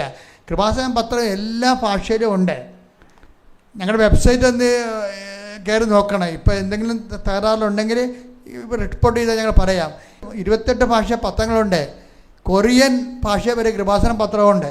ചൈനീസ് ഭാഷയിലും നേപ്പാൾ ഭാഷയിലും പത്രമുണ്ട്. അപ്പോൾ എവിടെയെല്ലാം നിങ്ങൾ എവിടെയാണ് ലോകത്തിൻ്റെ സ്ഥലത്ത് ആയിരിക്കണത്, വെബ്സൈറ്റിൽ നിങ്ങൾ ഡൗൺലോഡ് ചെയ്ത് പ്രിൻ്റ് ഔട്ട് എടുത്തിട്ട് ആൾക്കാർക്ക് കൊടുക്കണം. ഓൺലൈൻ ഉടമ്പടിക്കാർ അതാണ് ചെയ്യേണ്ടത്. എന്ന് വെച്ചാൽ എൻ്റെ ദൈവപദ്ധതി ഞാനൊരു കാര്യം പറയട്ടെ നിങ്ങളോട്. ഇവിടുത്തെ റിസ്ക് എന്താ? ഉടമ്പടിയുടെ റിസ്ക് എന്താ? ഉടമ്പടിയുടെ റിസ്ക് നിങ്ങൾ ചെയ്യണതല്ല റിസ്ക്. നിങ്ങളുടെ ഉടമ്പടിയുടെ റിസ്ക് എന്ന് പറയണത് നിങ്ങൾ ഉടമ്പടിയിലാണെന്നുള്ളത് ദൈവത്തെ ബോധ്യപ്പെടുത്താനാണ് റിസ്ക്. ഇതിൻ്റെ അത് ഭയങ്കര പാടാണ്. പറഞ്ഞാലും മനസ്സിലാകത്തില്ല, കേട്ടാലും മനസ്സിലാകത്തില്ല. ചെയ്ത് കാണിച്ചാലേ ദൈവത്തിന് മനസ്സിലാകത്തുള്ളൂ. ചെയ്ത് കാണിച്ചാലും മനസ്സിലാകത്തില്ല. എന്താ വെച്ച് കഴിഞ്ഞാൽ ദൈവത്തിൻ്റെ സോഫ്റ്റ്വെയർ അങ്ങനെയാണ്. അതാണ് വിഷയം. ദൈവത്തിൻ്റെ സോഫ്റ്റ്വെയർ അങ്ങനെയാണ്. ഇപ്പം നമ്മുടെ ചില സമയത്ത് നമ്മുടെ മൊബൈൽ ഇങ്ങനെ നമ്മൾ ഓൺ ചെയ്ത് വെച്ചുകൊണ്ടിരുന്ന് നമ്മൾ വാർത്ത കേൾക്കുക അല്ലെങ്കിൽ സാക്ഷ്യം കേട്ടുകൊണ്ടിരിക്കുകയാണ്. നിങ്ങൾ അപ്പുറത്ത് പോയി അടുക്കളയിൽ പോയിട്ട് മിസ്സി ഒന്ന് അതിൻ്റെ വിസിലടിക്കണ കാരണം അടുക്കളയിൽ പോയിച്ചും അപ്പം അവിടെ നമ്മളാണ് പരിപ്പ് കഴിയില്ല, എന്നാൽ പരിപ്പ് കഴുകിയിട്ടേക്കാന്ന് വിചാരിച്ച് പരിപ്പ് കഴിയപ്പോഴാണ് വിചാരിച്ചത് അയ്യോ മറ്റേതിന് മുളക് അരിഞ്ഞില്ലല്ല, എന്നാൽ മുളക് അരിഞ്ഞേക്കാമെന്ന് വിചാരിക്കും. അപ്പോഴേ ഇവിടെ ഇരുന്നുകൊണ്ട് മറ്റേ സാക്ഷ്യം തന്നത്തെ മൊബൈലിൽ സംസാരിച്ചുകൊണ്ടിരിക്കുകയല്ലേ. പക്ഷേ ആളനക്കം ഇല്ലെന്ന് കണ്ട ചില മൊബൈൽ അപ്പം തന്നെ സ്റ്റോപ്പാവും, ഓട്ടോമാറ്റിക്കായി സ്റ്റോപ്പാവും. എന്നെ കാണാൻ ആളില്ലെന്ന് കണ്ടാൽ ഉടനെ മൊബൈൽ സെൻസ് ചെയ്യും. ഇപ്പം നമ്മൾ പറയണ പോലെ മൊബൈലിന് കേൾക്കാമല്ലോ. പുതിയ മൊബൈലെന്നൊക്കെ നമ്മൾ പറഞ്ഞ കേൾക്കാം. ഇപ്പം നമ്മൾ അമേരിക്കയെ കുറിച്ച് പറഞ്ഞാൽ മൊബൈൽ അമേരിക്ക കാണിച്ചുകൊണ്ടിരിക്കാൻ നോക്കും. നമ്മൾ ചോദിച്ചില്ല. നമ്മൾ ആസ്ട്രേലിയയിലെ കങ്കാരിനെ കുറിച്ചാണ് നമ്മൾ സംസാരിക്കണത്. ആ സാധനം അത് കേട്ടോണ്ടിരിക്കുകയാണ്. AI-യുടെയൊക്കെ അവസ്ഥ അതാണ്. അത് കേട്ടോണ്ടിരിക്കുകയാണ്. നമ്മൾ തിരിച്ചു വരുമ്പോൾ ആസ്ട്രേലിയയിലെ കങ്കാരിനെ കാണിച്ചുകൊണ്ടിരിക്കും. നിങ്ങളിതല്ലേ സംസാരിച്ചുകൊണ്ടിരുന്നത്, എൻ്റെ കയ്യിൽ സ്റ്റോക്ക് ഉണ്ടെന്ന് പറയും. അത്രയും സെൻസിറ്റീവായിട്ടാണ് ഈ മൊബൈൽ മാറണേ ഇപ്പം. അപ്പം നമ്മളവിടെ ഈ ആളില്ലെന്നുണ്ടെന്ന് കണ്ടാൽ ഉടനെ ഓട്ടോമാറ്റിക് ഓഫ് ആവും. ആളില്ലല്ല, എന്തിനോ വേണ്ടി തിളക്കണ സാമ്പാർ, ഞാൻ തിളക്കണ എന്തിനാണ്ട് സാമ്പാർ തന്നെത്താൻ സ്റ്റവ് ഓഫ് ചെയ്യും. അപ്പം അന്ന് പറഞ്ഞ പോലെ ഒരു കാര്യം നമ്മൾ പറഞ്ഞാൽ ദൈവത്തിന് ഇതിനേക്കാളും 10,000 പവറുള്ള സോഫ്റ്റ്വെയർ പോലെയാണ് ഈ പറയുന്നത്. നമ്മൾ ഉടമ്പടി ചെയ്താലും നമ്മൾ ശ്രദ്ധിക്കണം. നിങ്ങൾ ദൈവസ്നേഹത്തോടെയാണ് ചെയ്യണമെന്ന് നോക്കണം, വിശ്വാസത്തോടെയാണ് ചെയ്യണമെന്ന് നോക്കണം, നിങ്ങൾ സമർപ്പണത്തോടെ ചെയ്യണം നോക്കി. ഇതെല്ലാം ദൈവം സെൻസ് ചെയ്യും. എന്തെങ്കിലും ഉടായ്പിനത്തോണ്ട് ചുമ്മാ ജോലി കിട്ടാൻ വേണ്ടി ഒരു പ്രൊമോഷൻ കിട്ടാൻ വേണ്ടി എന്ത് കാട്ടിക്കുട്ടി ഒപ്പിച്ചുണ്ടാക്കി ദൈവത്തിനെ ബോധം കെടുത്തി കണ്ണിപ്പൊടിയിടുകയെന്ന് കണ്ടു കഴിഞ്ഞാൽ അപ്പോൾ ഓട്ടോമാറ്റിക്കായിട്ട് സാധനം സ്റ്റോപ്പാണ്. അപ്പം അതുകൊണ്ട് ദൈവമായിട്ടുള്ള എല്ലാ ഇടപാടുകളും വളരെ സത്യസന്ധമായിട്ടും വളരെ ഒരു ആറ്റോമിക് വെയിറ്റിൽ പോലും ഭയങ്കര സത്യസന്ധമായ ഒരു നടപടിയാണ് നമ്മുടെ ഭാഗം. അങ്ങനെ നിങ്ങൾ ആത്മാർത്ഥമായിട്ട് ദൈവമായിട്ട് നമ്മൾ ബുദ്ധിപൂർവം വ്യക്തിപൂർവം നമ്മൾ ദൈവത്തോട് സൂക്ഷ്മതയോടെ സത്യസന്ധതയോടെ സമർപ്പിതമായിട്ടാണ് ഇടപെടുന്നത്. Whole person is involve in it എന്ന് ദൈവത്തിന് തോന്നിയാൽ ഉടമ്പടി ഓട്ടോമാറ്റിക്കായിട്ട് ആരും പറയാതെ തന്നെ സ്പീഡപ്പ് ആകും. ഈ അച്ഛൻ എന്താ പറഞ്ഞത്, എനിക്ക് ഇത് ഏറ്റവും ദുരന്തമായ ഒരു പരീക്ഷ ഞാൻ എഴുതിയത്, പക്ഷേ ഞാൻ എങ്ങാനും ഇത് ജയിച്ചാൽ തീർച്ചയായിട്ടും കൃപാസനത്തിൽ വന്ന് ഞാൻ സാക്ഷ്യം പറയും. അപ്പം എന്നിട്ട് എല്ലാം ദുരന്തമാണ്, തോക്കുന്നത് ഉറപ്പാണ്, അച്ഛനെ അറിയാമില്ല. പക്ഷേ ആകസ്മികമെന്നല്ല, അമ്മ ഇടപെട്ടിട്ട് അച്ഛൻ ഈ പരീക്ഷയ്ക്ക് ജയിക്കും. ആ അച്ഛനാണ് വന്നിട്ട് കഴിഞ്ഞ ദിവസങ്ങളിലൂടെ സാക്ഷ്യം പറയണത്. അപ്പം എപ്പോഴും നമ്മൾ നോക്കണം. ഞാനിത് ആദ്യമേ ഉടമ്പടിയിൽ എഴുതിയിട്ട് നിയോഗ ഉടമ്പടി ചെയ്തിരുന്നെങ്കിൽ എൻ്റെ ഈ സെമിത്തേരി പ്രശ്നം അത് നടക്കും, ഇത്രയും ലാഗ് ചെയ്യത്തില്ല. അപ്പം ഈ ലാഗിങ് ഒരു പ്രോബ്ലമാണ്, ഒരു പ്രോഗ്രാമാണ്. കാര്യം അമ്മ എന്നോടല്ലേ ഉടമ്പടി തന്നത്, വിജയകുമാറിനോട് എഗ്രിമെൻ്റ് എന്നേ പറഞ്ഞോളൂ. അത് ഞാനവിടെ ഇല്ലയെന്നുണ്ടെങ്കിൽ ആ എഗ്രിമെൻ്റ് എന്താണ്? വിജയകുമാർ വിചാരിക്കും പുള്ളി ബിസിനസ്സിൽ ഗവൺമെൻറ്റുമായിട്ട് കുറേ എഗ്രിമെൻ്റ് ഉള്ളതാണ്, അത് വല്ല എഗ്രിമെൻ്റാണെന്ന് വിചാരിക്കും, ബിസിനസ് എഗ്രിമെൻ്റാണെന്ന് വിചാരിക്കത്തുള്ളൂ. എന്നോട് പറഞ്ഞപ്പോൾ പരിശുദ്ധാത്മാവ് പറഞ്ഞു ഇതിൻ്റെ അകത്തൊരു ഉടമ്പടി കണ്ടൻ്റ് ഉണ്ട്, അമ്മ അതാണ് ഉദ്ദേശിക്കണമെന്ന് പറഞ്ഞു. ഞാനത് സെൻസ് ചെയ്ത് ഞാൻ ഉടമ്പടിയെക്കുറിച്ച് എഴുതാൻ തുടങ്ങിയപ്പോൾ 72 മണിക്കൂറിനുള്ളിൽ ഏതാണ്ട് 100 പേജുള്ള പുസ്തകമാണ് അമ്മ പറഞ്ഞു തന്നത്. 100 പേജുള്ള. ഇത് ജോമോളിൻ്റെ റോളുണ്ട്. ജോമോൾ അതിൻ്റെ വചനങ്ങളെല്ലാം നോക്കിയെടുത്ത് അതിൻ്റെ കാറ്റഗിസം ഓഫ് ദി ചർച്ച് നോക്കിയെടുത്ത് അതിനെ ഫില്ല് ചെയ്ത് ബാക്ക് ചെയ്തിട്ടുണ്ട് ആ പുസ്തകത്തിൽ. അപ്പോൾ ഇങ്ങനെ ഇപ്പം ഈ ആൾക്കാരെല്ലാം ഇതിനോട് പരോക്ഷമായ രീതിയിൽ ഉടമ്പടിയെ പുറത്തുനിന്ന് സഹായിച്ചിട്ടുണ്ട്. അപ്പോൾ എന്താ വിഷയം എന്ന് പറയണത്, ഈ ഇത്രയും ആയിരക്കണക്കിന് മനുഷ്യർ ഈ ഉടമ്പടിയിൽ ദൈവത്തിൻ്റെ മെസ്സേജ് ഞാൻ സ്വീകരിച്ചു. മാതാവിൻ്റെ പ്രത്യക്ഷീകരണം കണ്ട് എനിക്കെന്തിനാണ് ഉടമ്പടി? അമ്മ ആരും പറയാതെ വന്ന് സന്ദർശിച്ച ആളല്ലേ ഞാൻ, 1 അല്ല 2 പ്രാവശ്യം. അപ്പോൾ ഞാനിപ്പോൾ അതുകൊണ്ട് ഞാൻ പറഞ്ഞു, അമ്മ എന്നെ കണ്ടതല്ലേ, അപ്പോൾ എന്നെ അമ്മ കണ്ട് വിലയിരുത്തിയിട്ടല്ലെങ്കിൽ ആരും പറയാതെ വന്ന് ഇത്രയും കോംപ്ലിക്കേറ്റഡ് മെസ്സേജ് പറയുക.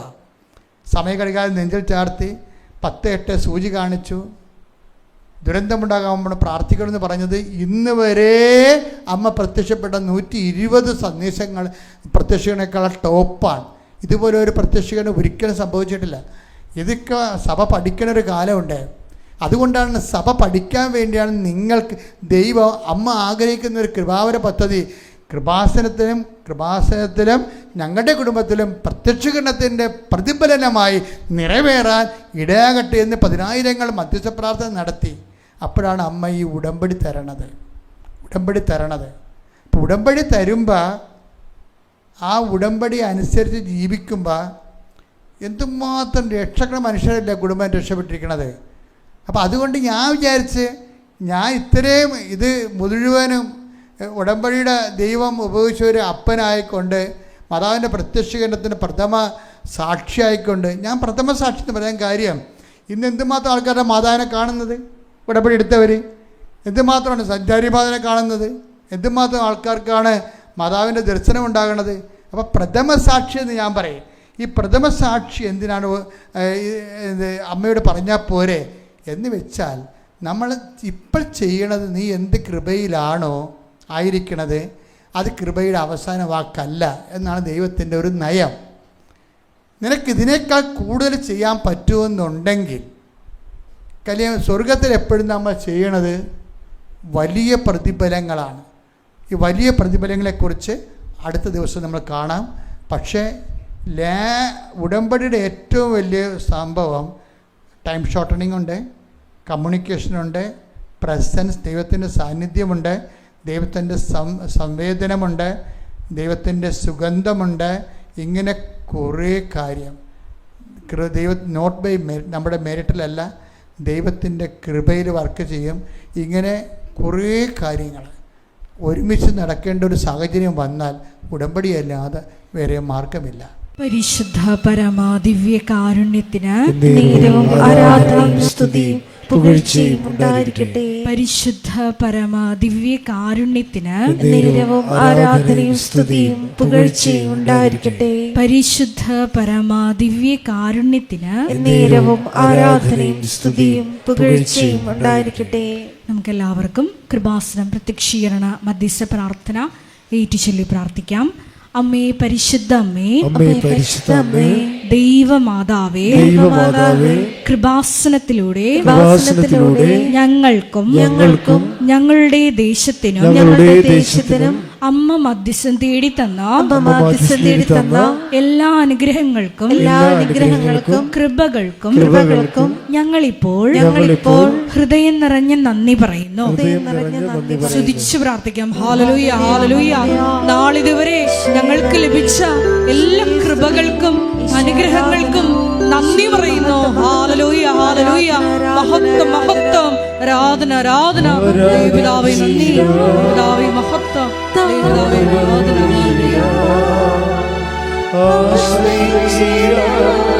ദിവ്യകാരുണ്യത്തെ ആരാധിച്ചിടാം,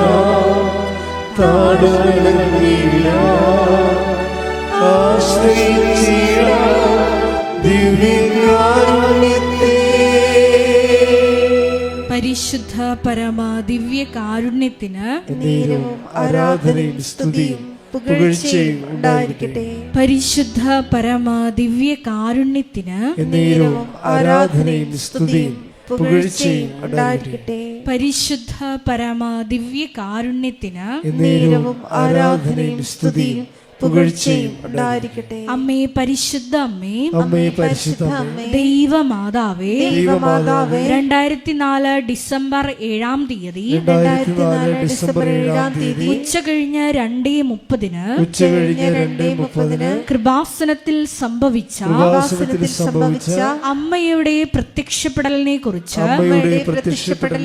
തിരുസഭയ്ക്ക് സമർപ്പിച്ചിരിക്കുന്ന പഠനരേഖകളുടെ മേൽ വസ്തുനിഷ്ഠവും ദൈവശാസ്ത്ര വിധി പ്രകാരമുള്ളതുമായ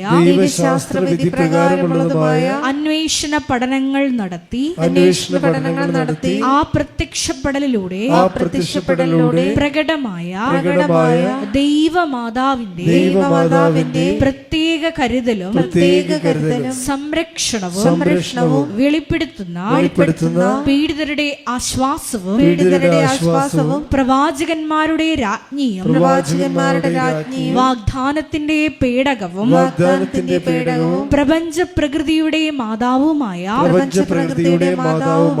പരിശുദ്ധ അമ്മയുടെ ഭക്തി തിരുസഭയിൽ കൂടുതൽ പ്രചരിച്ച് ജീവിതത്തിന്റെ ദുരിത ദുരന്ത അവസ്ഥകളിൽ അകപ്പെട്ട് കഴിയുന്ന അനേകായിരം മക്കൾക്ക് ദൈവത്തിന്റെ സാന്നിധ്യവും സന്ധിപ്പും കൂടുതൽ അനുഭവിക്കുക വഴി ആത്മീയ വിശുദ്ധിയും ദൈവശക്തിയും കൈവരിക്കുവാൻ ഞങ്ങളുടെ കുടുംബങ്ങളെ ഇടയാക്കണമേ. സ്തുതിച്ചു പ്രാർത്ഥിക്കാം. ഹല്ലേലൂയ, ഹല്ലേലൂയ, ഹല്ലേലൂയ. ദിവ്യകാരുണ്യനാഥ, മരിയൻ ഉടമ്പടിയെടുത്ത് പ്രാർത്ഥിക്കുന്ന ഞങ്ങളുടെ കുടുംബങ്ങളെ വിശുദ്ധീകരിക്കണമേ എന്ന് പ്രാർത്ഥിക്കുന്നു, ശക്തീകരിക്കണമേ എന്ന് പ്രാർത്ഥിക്കുന്നു, ആത്മാവാൽ വഴി നടത്തണമേ എന്ന് പ്രാർത്ഥിക്കുന്നു, വലിയ വലിയ സാക്ഷികളാക്കി ഉയർത്തണമേ എന്ന് പ്രാർത്ഥിക്കുന്നു. Hallelujah, hallelujah. ദൈവപിതാവേ നന്ദി, ദൈവപിതാവേ മഹത്വം, ദൈവപിതാവേ ആരാധന.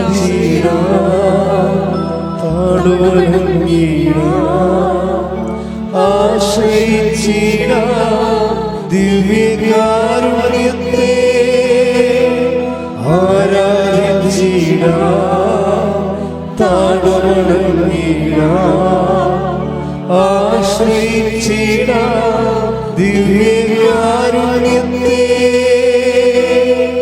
പരിശുദ്ധ പരമ ദിവ്യ കാരുണ്യത്തിന് ആരാധനയും സ്തുതിയും പുകഴ്ചയും ഉണ്ടായിരിക്കട്ടെ. പരിശുദ്ധ പരമ ദിവ്യ കാരുണ്യത്തിന് ആരാധനയും സ്തുതിയും പുകഴ്ചയും ഉണ്ടായിരിക്കട്ടെ. പരിശുദ്ധ പരമ ദിവ്യ കാരുണ്യത്തിന് ആരാധനയും സ്തുതിയും പുകഴ്ചയും ഉണ്ടായിരിക്കട്ടെ. അമ്മേ പരിശുദ്ധ അമ്മേ, അമ്മേ പരിശുദ്ധ അമ്മേ, ഭൂസ്വർലോകങ്ങളുടെ രാജ്ഞിയായ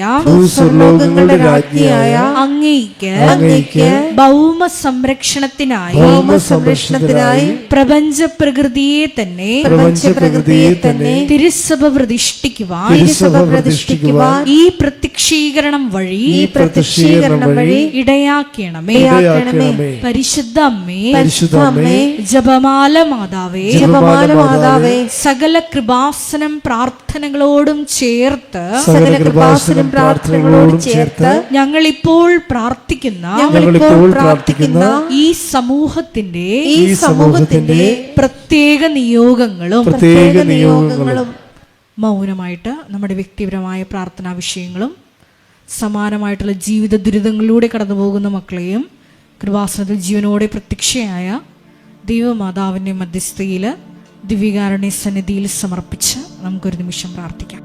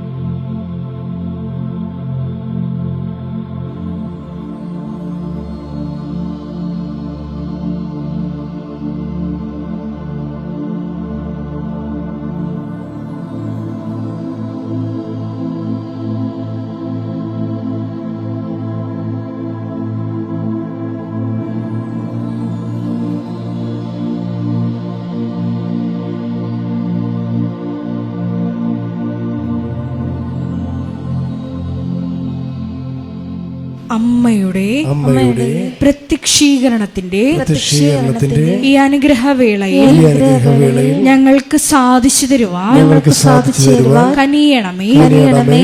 ആമേൻ. സ്തുതിച്ചു പ്രാർത്ഥിക്കാം. ഹല്ലേലൂയ, ഹല്ലേലൂയ, ഹല്ലേലൂയ, ഹല്ലേലൂയ. ഒരിക്കൽ കൂടി നാളിതുവരെ കൃപാസനത്തിൽ വന്ന് മരിയൻ ഉടമ്പടിയെടുത്ത് പ്രാർത്ഥിച്ചു പോയിട്ടുള്ള മുഴുവൻ മക്കളെയും, ഓൺലൈനായി ഉടമ്പടിയെടുത്ത് പ്രാർത്ഥിക്കുന്ന മക്കളെയും, ലൈറ്റ് ക്യാൻഡിൽ പ്രയർ വഴിയായിട്ടും അവർ ഡെയിലി ബ്രെഡ് പ്രാർത്ഥനയിലൂടെയും എല്ലാം തങ്ങളുടെ നിയോഗങ്ങൾ സമർപ്പിക്കുന്ന ഓരോ മക്കളുടെയും വ്യക്തിപരമായ ആവശ്യങ്ങളെ ഞങ്ങൾ ഈ അൾത്താരയിൽ സമർപ്പിച്ച് പ്രാർത്ഥിക്കുന്നു. ഏറെ പ്രത്യേകമായിട്ട് ജീവിത ദുരിതങ്ങളിലൂടെ കടന്നു പോകുന്ന മക്കളുടെ പ്രത്യേകമായ നിയോഗങ്ങളെ ഈ അൾത്താരയിൽ സമർപ്പിച്ച് പ്രാർത്ഥിക്കുന്നു. ഗുരുതരമായിട്ടുള്ള രോഗാവസ്ഥകളിലൂടെ കടന്നു പോകുന്ന മക്കളെ ഈ അൾത്താരയിൽ സമർപ്പിച്ച് പ്രാർത്ഥിക്കുന്നു. കടഭാരത്താൽ വലയുന്നവരെയും, ജോലി ഇല്ലാതെ വിഷമിക്കുന്നവരെയും, വിവാഹബന്ധം പിരിഞ്ഞു നിൽക്കുന്നവരെയും, മക്കളില്ലാതെ വിഷമിക്കുന്ന ദമ്പതികളെയും, കുഞ്ഞു മക്കളെയും പ്രത്യേകമായിട്ട് സമർപ്പിച്ച് പ്രാർത്ഥിക്കുന്നു. ഇതിന്റെ ശക്തി എല്ലാ മേഖലകളിലും ഈ ആരാധനയുടെ യോഗ്യതയാൽ പ്രകടമാക്കണമേ എന്ന് പ്രാർത്ഥിക്കുന്നു. കൃപാസനത്തിൽ നടന്ന പരിശുദ്ധ അമ്മയുടെ പ്രത്യക്ഷീകരണ സ്ഥിരീകരണത്തിനായി മക്കളുടെ നിയോഗങ്ങളെ ഏറ്റെടുക്കണമേ എന്ന് പ്രാർത്ഥിക്കുന്നു. ഹല്ലേലൂയ, ഹല്ലേലൂയ, ഹല്ലേലൂയ. മഹത്വം, മഹത്വം, ആരാധന, ആരാധന. ഹല്ലേലൂയ, ഹല്ലേലൂയ, ഹല്ലേലൂയ. നമുക്ക് എല്ലാവർക്കും എഴുന്നേറ്റ് നിന്നുകൊണ്ട് കരങ്ങളടിച്ചുകൊണ്ട് ദൈവസ്നേഹത്തോടെ സന്തോഷത്തോടെ ദൈവത്തെ മഹത്വപ്പെടുത്തി ഗായക സംഘത്തോട് ചേർന്നുകൊണ്ട് പാടി പ്രാർത്ഥിക്കാം.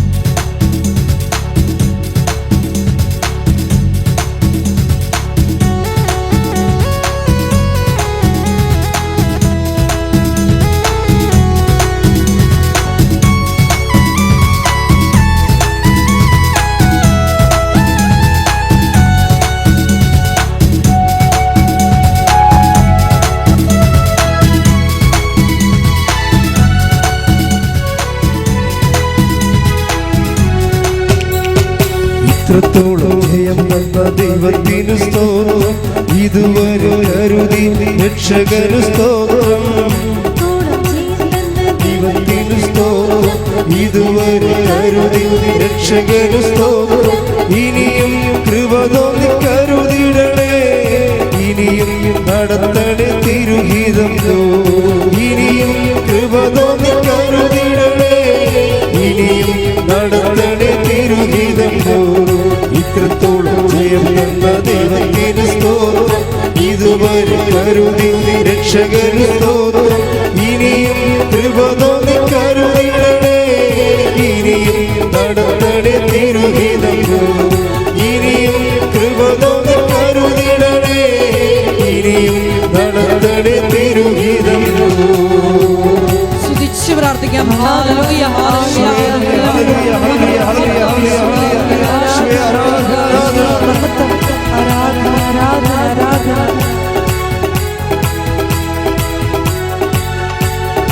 ഇന്നതല്ല ദൈവം നമ്മെ നിർത്തിയതാ, നേടിയതല്ല ദൈവമെല്ലാം തന്നതല്ലേ. ഇന്നതല്ല ദൈവം നമ്മെ നിർത്തിയതാ, നേടിയതല്ല ദൈവമെല്ലാം തന്നതല്ലേ. ഉച്ചത്തിൽ ചെയ്ത് പാടാം. ഇന്നതല്ല ദൈവം നമ്മെ നേടിയതല്ല ദൈവമെല്ലാം തന്നതല്ലേ. നടത്തിയ വിധങ്ങളെ ഓർത്തിടുമ്പോൾ നന്ദിയോടെ നാദം സ്തുതി പാടിടാം. നടത്തിയ വിധങ്ങളെ ഓർത്തിടുമ്പോൾ നന്ദിയോടെ നാദം സ്തുതി. കൈകൾ ഉയർത്തി. ഇത്രത്തോളം ജയം തന്ന ദൈവത്തിനു സ്തോത്രം, ഇതുവരെ കരുതി രക്ഷകനു സ്തോത്രം. ഇത്രത്തോളം ജയം തന്ന ദൈവത്തിനു സ്തോത്രം, ഇതുവരെ കരുതിയ രക്ഷകനു സ്തോത്രം. ഇനിയും കൃപ തോന്നി കരുതിടണേ, ഇനിയും നടത്തണേ തിരുഹിതം. ഇനിയും കൃപ തോന്നി കരുതിടണേ, ഇനിയും നടത്തണേ തിരുഹിതം.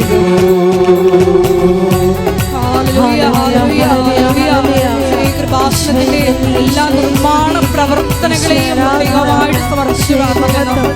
സമയബന്ധിതമായി എല്ലാം പൂർത്തീകരിക്കുവാനുള്ള വലിയ കൃപയ്ക്ക് വേണ്ടി പ്രാർത്ഥിക്കുന്നു.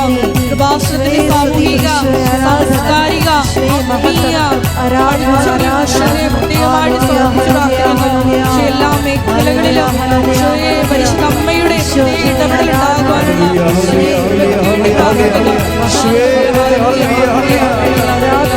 ഹല്ലേലൂയ ഹല്ലേലൂയ ഹല്ലേലൂയ ഹല്ലേലൂയ ഹല്ലേലൂയ ഹല്ലേലൂയ ഹല്ലേലൂയ ഈശോയെ ആരാധന ഈശോയെ മഹത്വം മഹത്വം മഹത്വം മഹത്വം ഹല്ലേലൂയ ഹല്ലേലൂയ ഹല്ലേലൂയ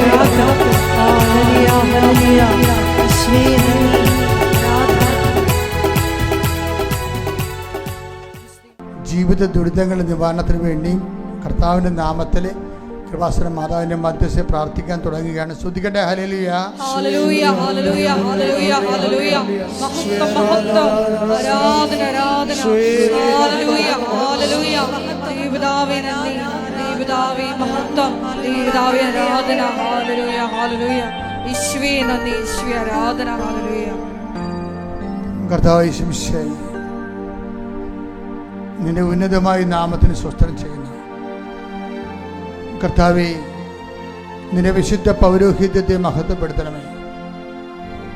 കർത്താവേ, സഭയിലുള്ള സാന്നിധ്യം പ്രകടമാക്കണമേ. 40 വർഷം ഞാൻ അർപ്പിച്ച കൃപാനയുടെ യോഗ്യതയാൽ കൃപാസ്ഥാനത്താരെ ജീവനോടെ പ്രത്യക്ഷപ്പെട്ട പരിശുദ്ധ അമ്മയുടെ മാധ്യസ്ഥത്താൽ അങ്ങയുടെ അവകാശം ഓഹരിയാകുന്ന തിരുസഭയുടെ മുമ്പിൽ കർത്താവെ ഞാൻ കൈയുയർത്തി പ്രാർത്ഥിക്കുന്നു. ഇവിടെ തീർത്ഥാടനത്തിൽ പ്രാർത്ഥിക്കുന്നവരും ഓൺലൈനിൽ പ്രാർത്ഥിക്കുന്നവരും അവിടെ മാരക രോഗങ്ങൾ, അവിടെ തീരാ വേദനകൾ, ജീവിത ദുരിതങ്ങൾ കർത്താവിൻ്റെ ഉന്നതമായ നാമത്തിൽ മാറിപ്പോകട്ടെ. സ്തുതിക്കട്ടെ. ഹല്ലേലൂയ ഹല്ലേലൂയ ഹല്ലേലൂയ ഹല്ലേലൂയ ഹല്ലേലൂയ മഹത്വം മഹത്വം ആരാധന ആരാധന ഹല്ലേലൂയ ഹല്ലേലൂയ ഹല്ലേലൂയ. എല്ലാ രോഗ ദുരിതങ്ങളും സുഖപ്പെട്ടുകൊണ്ട് അങ്ങയുടെ നാമത്തെ ഈ ആരാധനയിലൂടെ വീണ്ടും വീണ്ടും മഹത്വപ്പെടുത്തണമേ. ഹല്ലേലൂയ.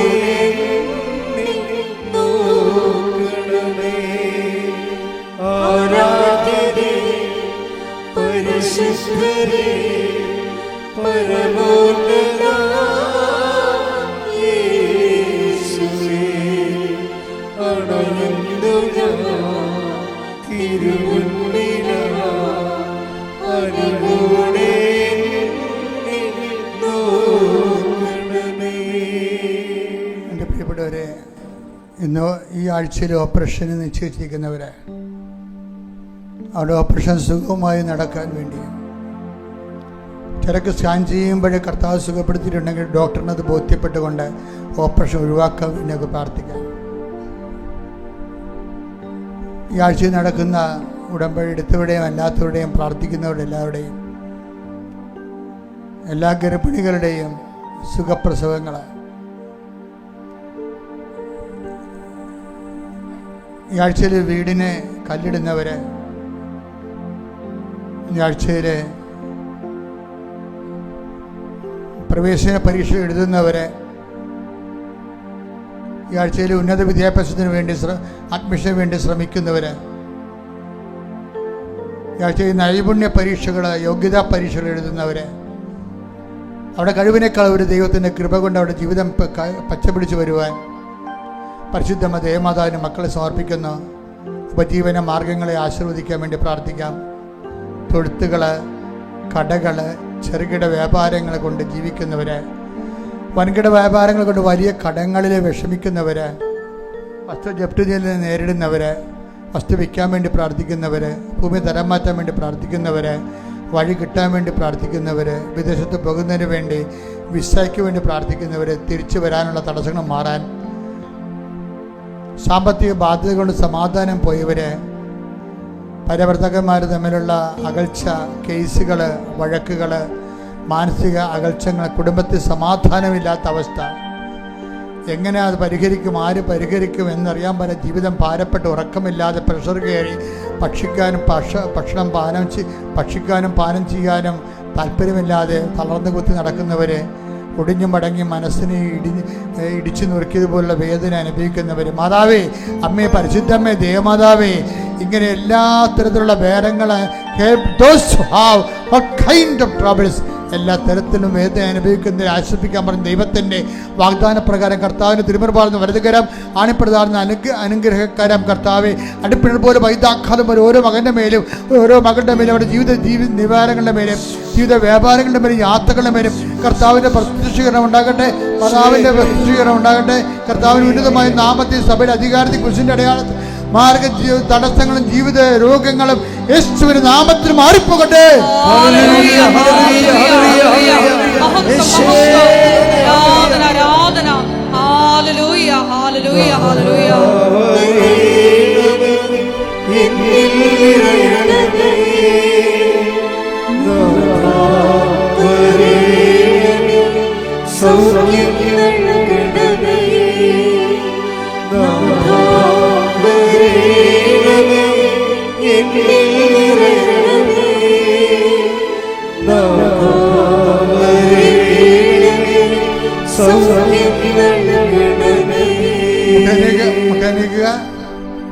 വ്യക്തിപരമായ ആവശ്യങ്ങൾക്കിട്ട് പ്രാർത്ഥിക്കുക, മൗനമായി പ്രാർത്ഥിക്കുക.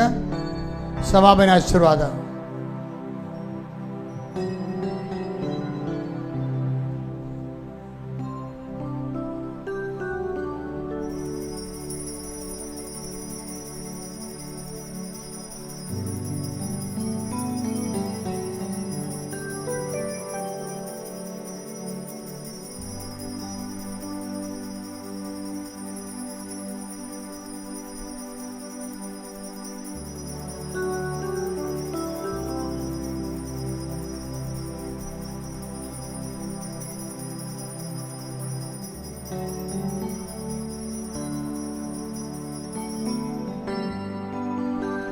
പരിശുദ്ധ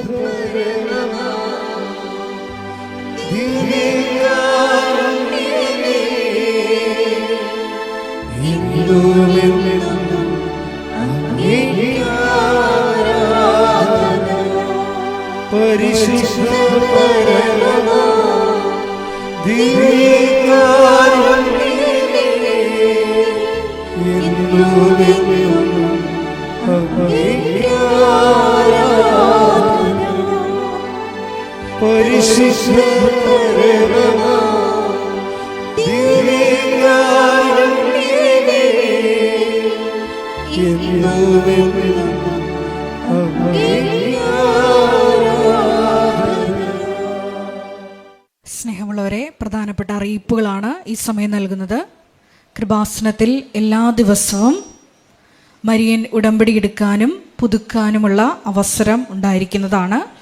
അതുപോലെ തന്നെ എല്ലാ ദിവസവും രാവിലെ 10:30 ഇംഗ്ലീഷ് മരിയൻ ഉടമ്പടി ക്ലാസ്സും ഉച്ചകഴിഞ്ഞ് 1:30 ഹിന്ദി മരിയൻ ഉടമ്പടി ക്ലാസ്സും രണ്ടാം ചൊവ്വാഴ്ചകളിൽ തമിഴ് മരിയൻ ഉടമ്പടി ക്ലാസ്സും രാവിലെ 10 മണിക്ക് ഉണ്ടായിരിക്കുന്നതാണ്. കൃപാസനത്തിൽ സമർപ്പണ ജീവിതം നയിക്കാൻ ആഗ്രഹിക്കുന്ന യുവതികൾ, +2 ഡിഗ്രി പാസ്സായ കുട്ടികൾ 82 81 29 75 11 എന്ന വാട്സപ്പ് നമ്പറിൽ ബന്ധപ്പെടുക. അതുമല്ലെങ്കിൽ apparitionmissionaries@gmail.com എന്ന ഇമെയിൽ അഡ്രസ്സിൽ കോൺടാക്റ്റ് ചെയ്യുക. കൃപാസനം പത്രം 23 ഭാഷകളിൽ ലഭ്യമാണ്. നിങ്ങൾ ആയിരിക്കുന്ന ഇടങ്ങളിൽ ഏത് ഭാഷ കൊടുത്താൽ ദൈവജനത്തിന് ഏറ്റവും പ്രയോജനകരമാകും എന്നുള്ള ഭാഷകളാണ് ഉടമ്പടി എടുക്കുന്ന സഹോദരങ്ങൾ വാങ്ങിച്ചുകൊണ്ട് പോകേണ്ടത് എന്നുള്ള കാര്യം സ്നേഹപൂർവ്വം